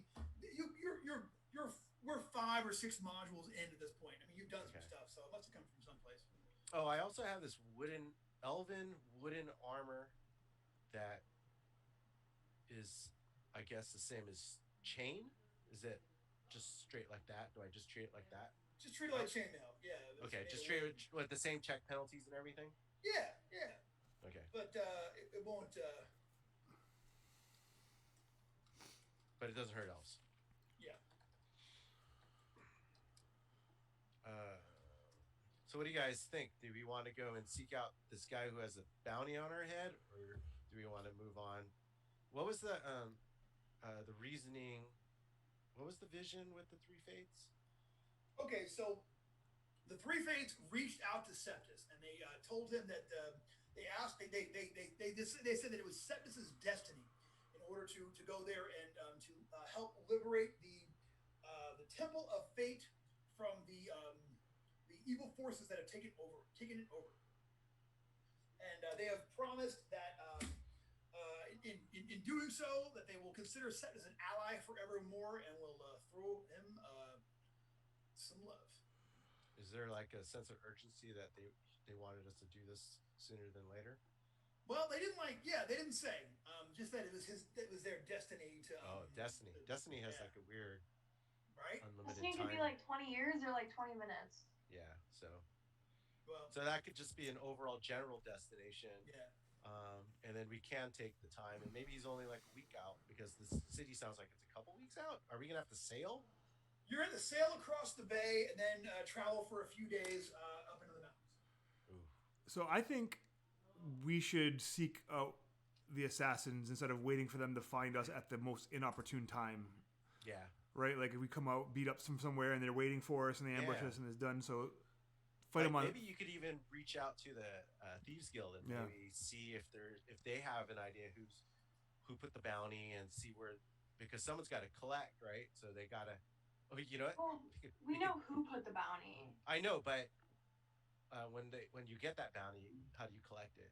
We don't have that information unless we can figure it out, and then or we could fake it. You know, we can collect the bounty on ourselves. We do still have that fake head, don't we? Yeah, we do. But after 2 weeks, it's probably. I made Tia Martha's head out of the pumpkin. Yeah, it's really. I will say, at some point on the road, we had to go. You know what? It's not on my character sheet, so I don't have it. Is it really worth it to have that? Oh. That was for something else, I think. I could disguise myself, go to the Thieves Guild, see if they have any info on the assassins, or the contract itself. Also, do we know that it's not the Thieves Guild who's? Well, they're gonna get the contract. That's why I'm saying I go in disguised. Yeah. He'll go in disguise, and because the contract will probably be posted over there, and but we'll have information who to contact if we so-called get the bounty, and so we know where to go and claim the bounty. We practice at making fake heads. So. Yeah, we'll just have fake heads of each other, just carry them around. My name is Gary.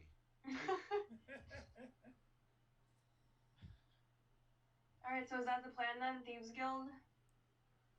All right, so for next time, we will go and approach the Thieves Guild. So I'll work a little bit of that out, and we'll ask around about assassins, and then from there we'll head north, and we will see about making our way to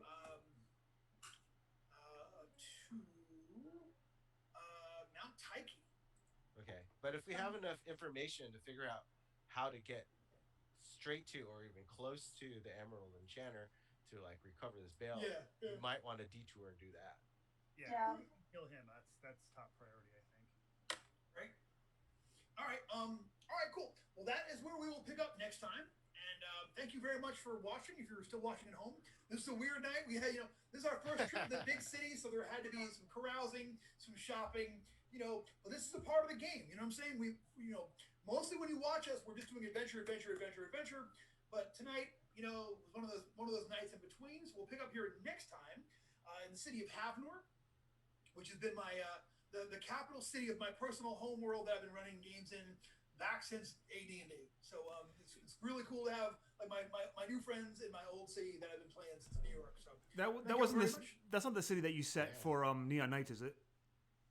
Or is that no Neon Knights? But it's the same world. So if you go west from here, you can get to New Westgate, and from New Westgate, you have to take a boat over to Marduke's Island, which is a sail away from there, and in order to get to Estrella. But it does exist in this world. So who knows? Maybe Neon Knights will show up at some point. I feel like everyone knows that one. So I think who's been hand up if you've been through Neon Knights or running more than once. Yeah, so we're not doing that one. That's off the table. Yeah, but that one has such like potential to go crazy. Like the time I ran it, and everyone shrank down to 6 inches, and we ran the entire adventure with them as 6 inch tall adventurers. It was awesome. Exactly. And it's like, although I wasn't as familiar with the eyes that watch from below, the one who watches from below. I mean, a lot of us were. So I know. I'm just saying it would just seem like maybe we do it. Maybe I just change the whole thing up. You know what I'm saying? Yeah. And I've read like over half of these adventures, and I don't remember any of them. You can't. You have to. I read them objectively. It's weird. I have to. I get you. Read them like an editor. Yeah, I have. Cool. All right. Oh, okay. All right. Well, we'll. You know what? We'll cross that bridge when we come. You're almost 3rd level. It's a 3rd level adventure. We'll cross that bridge when we come to it. We'll see. But hey, big thank you to Sydney for showing up. And thank you, Sydney. Sydney, this was an especially weird game tonight. They don't always go like this, but thank you very much for being patient, for having fun with us, and you're welcome at our table anytime. And consider yourself a blade. And to you guys watching from back home, thank you so much. We appreciate you guys checking in with us, and we will see y'all in 7 days. Woohoo!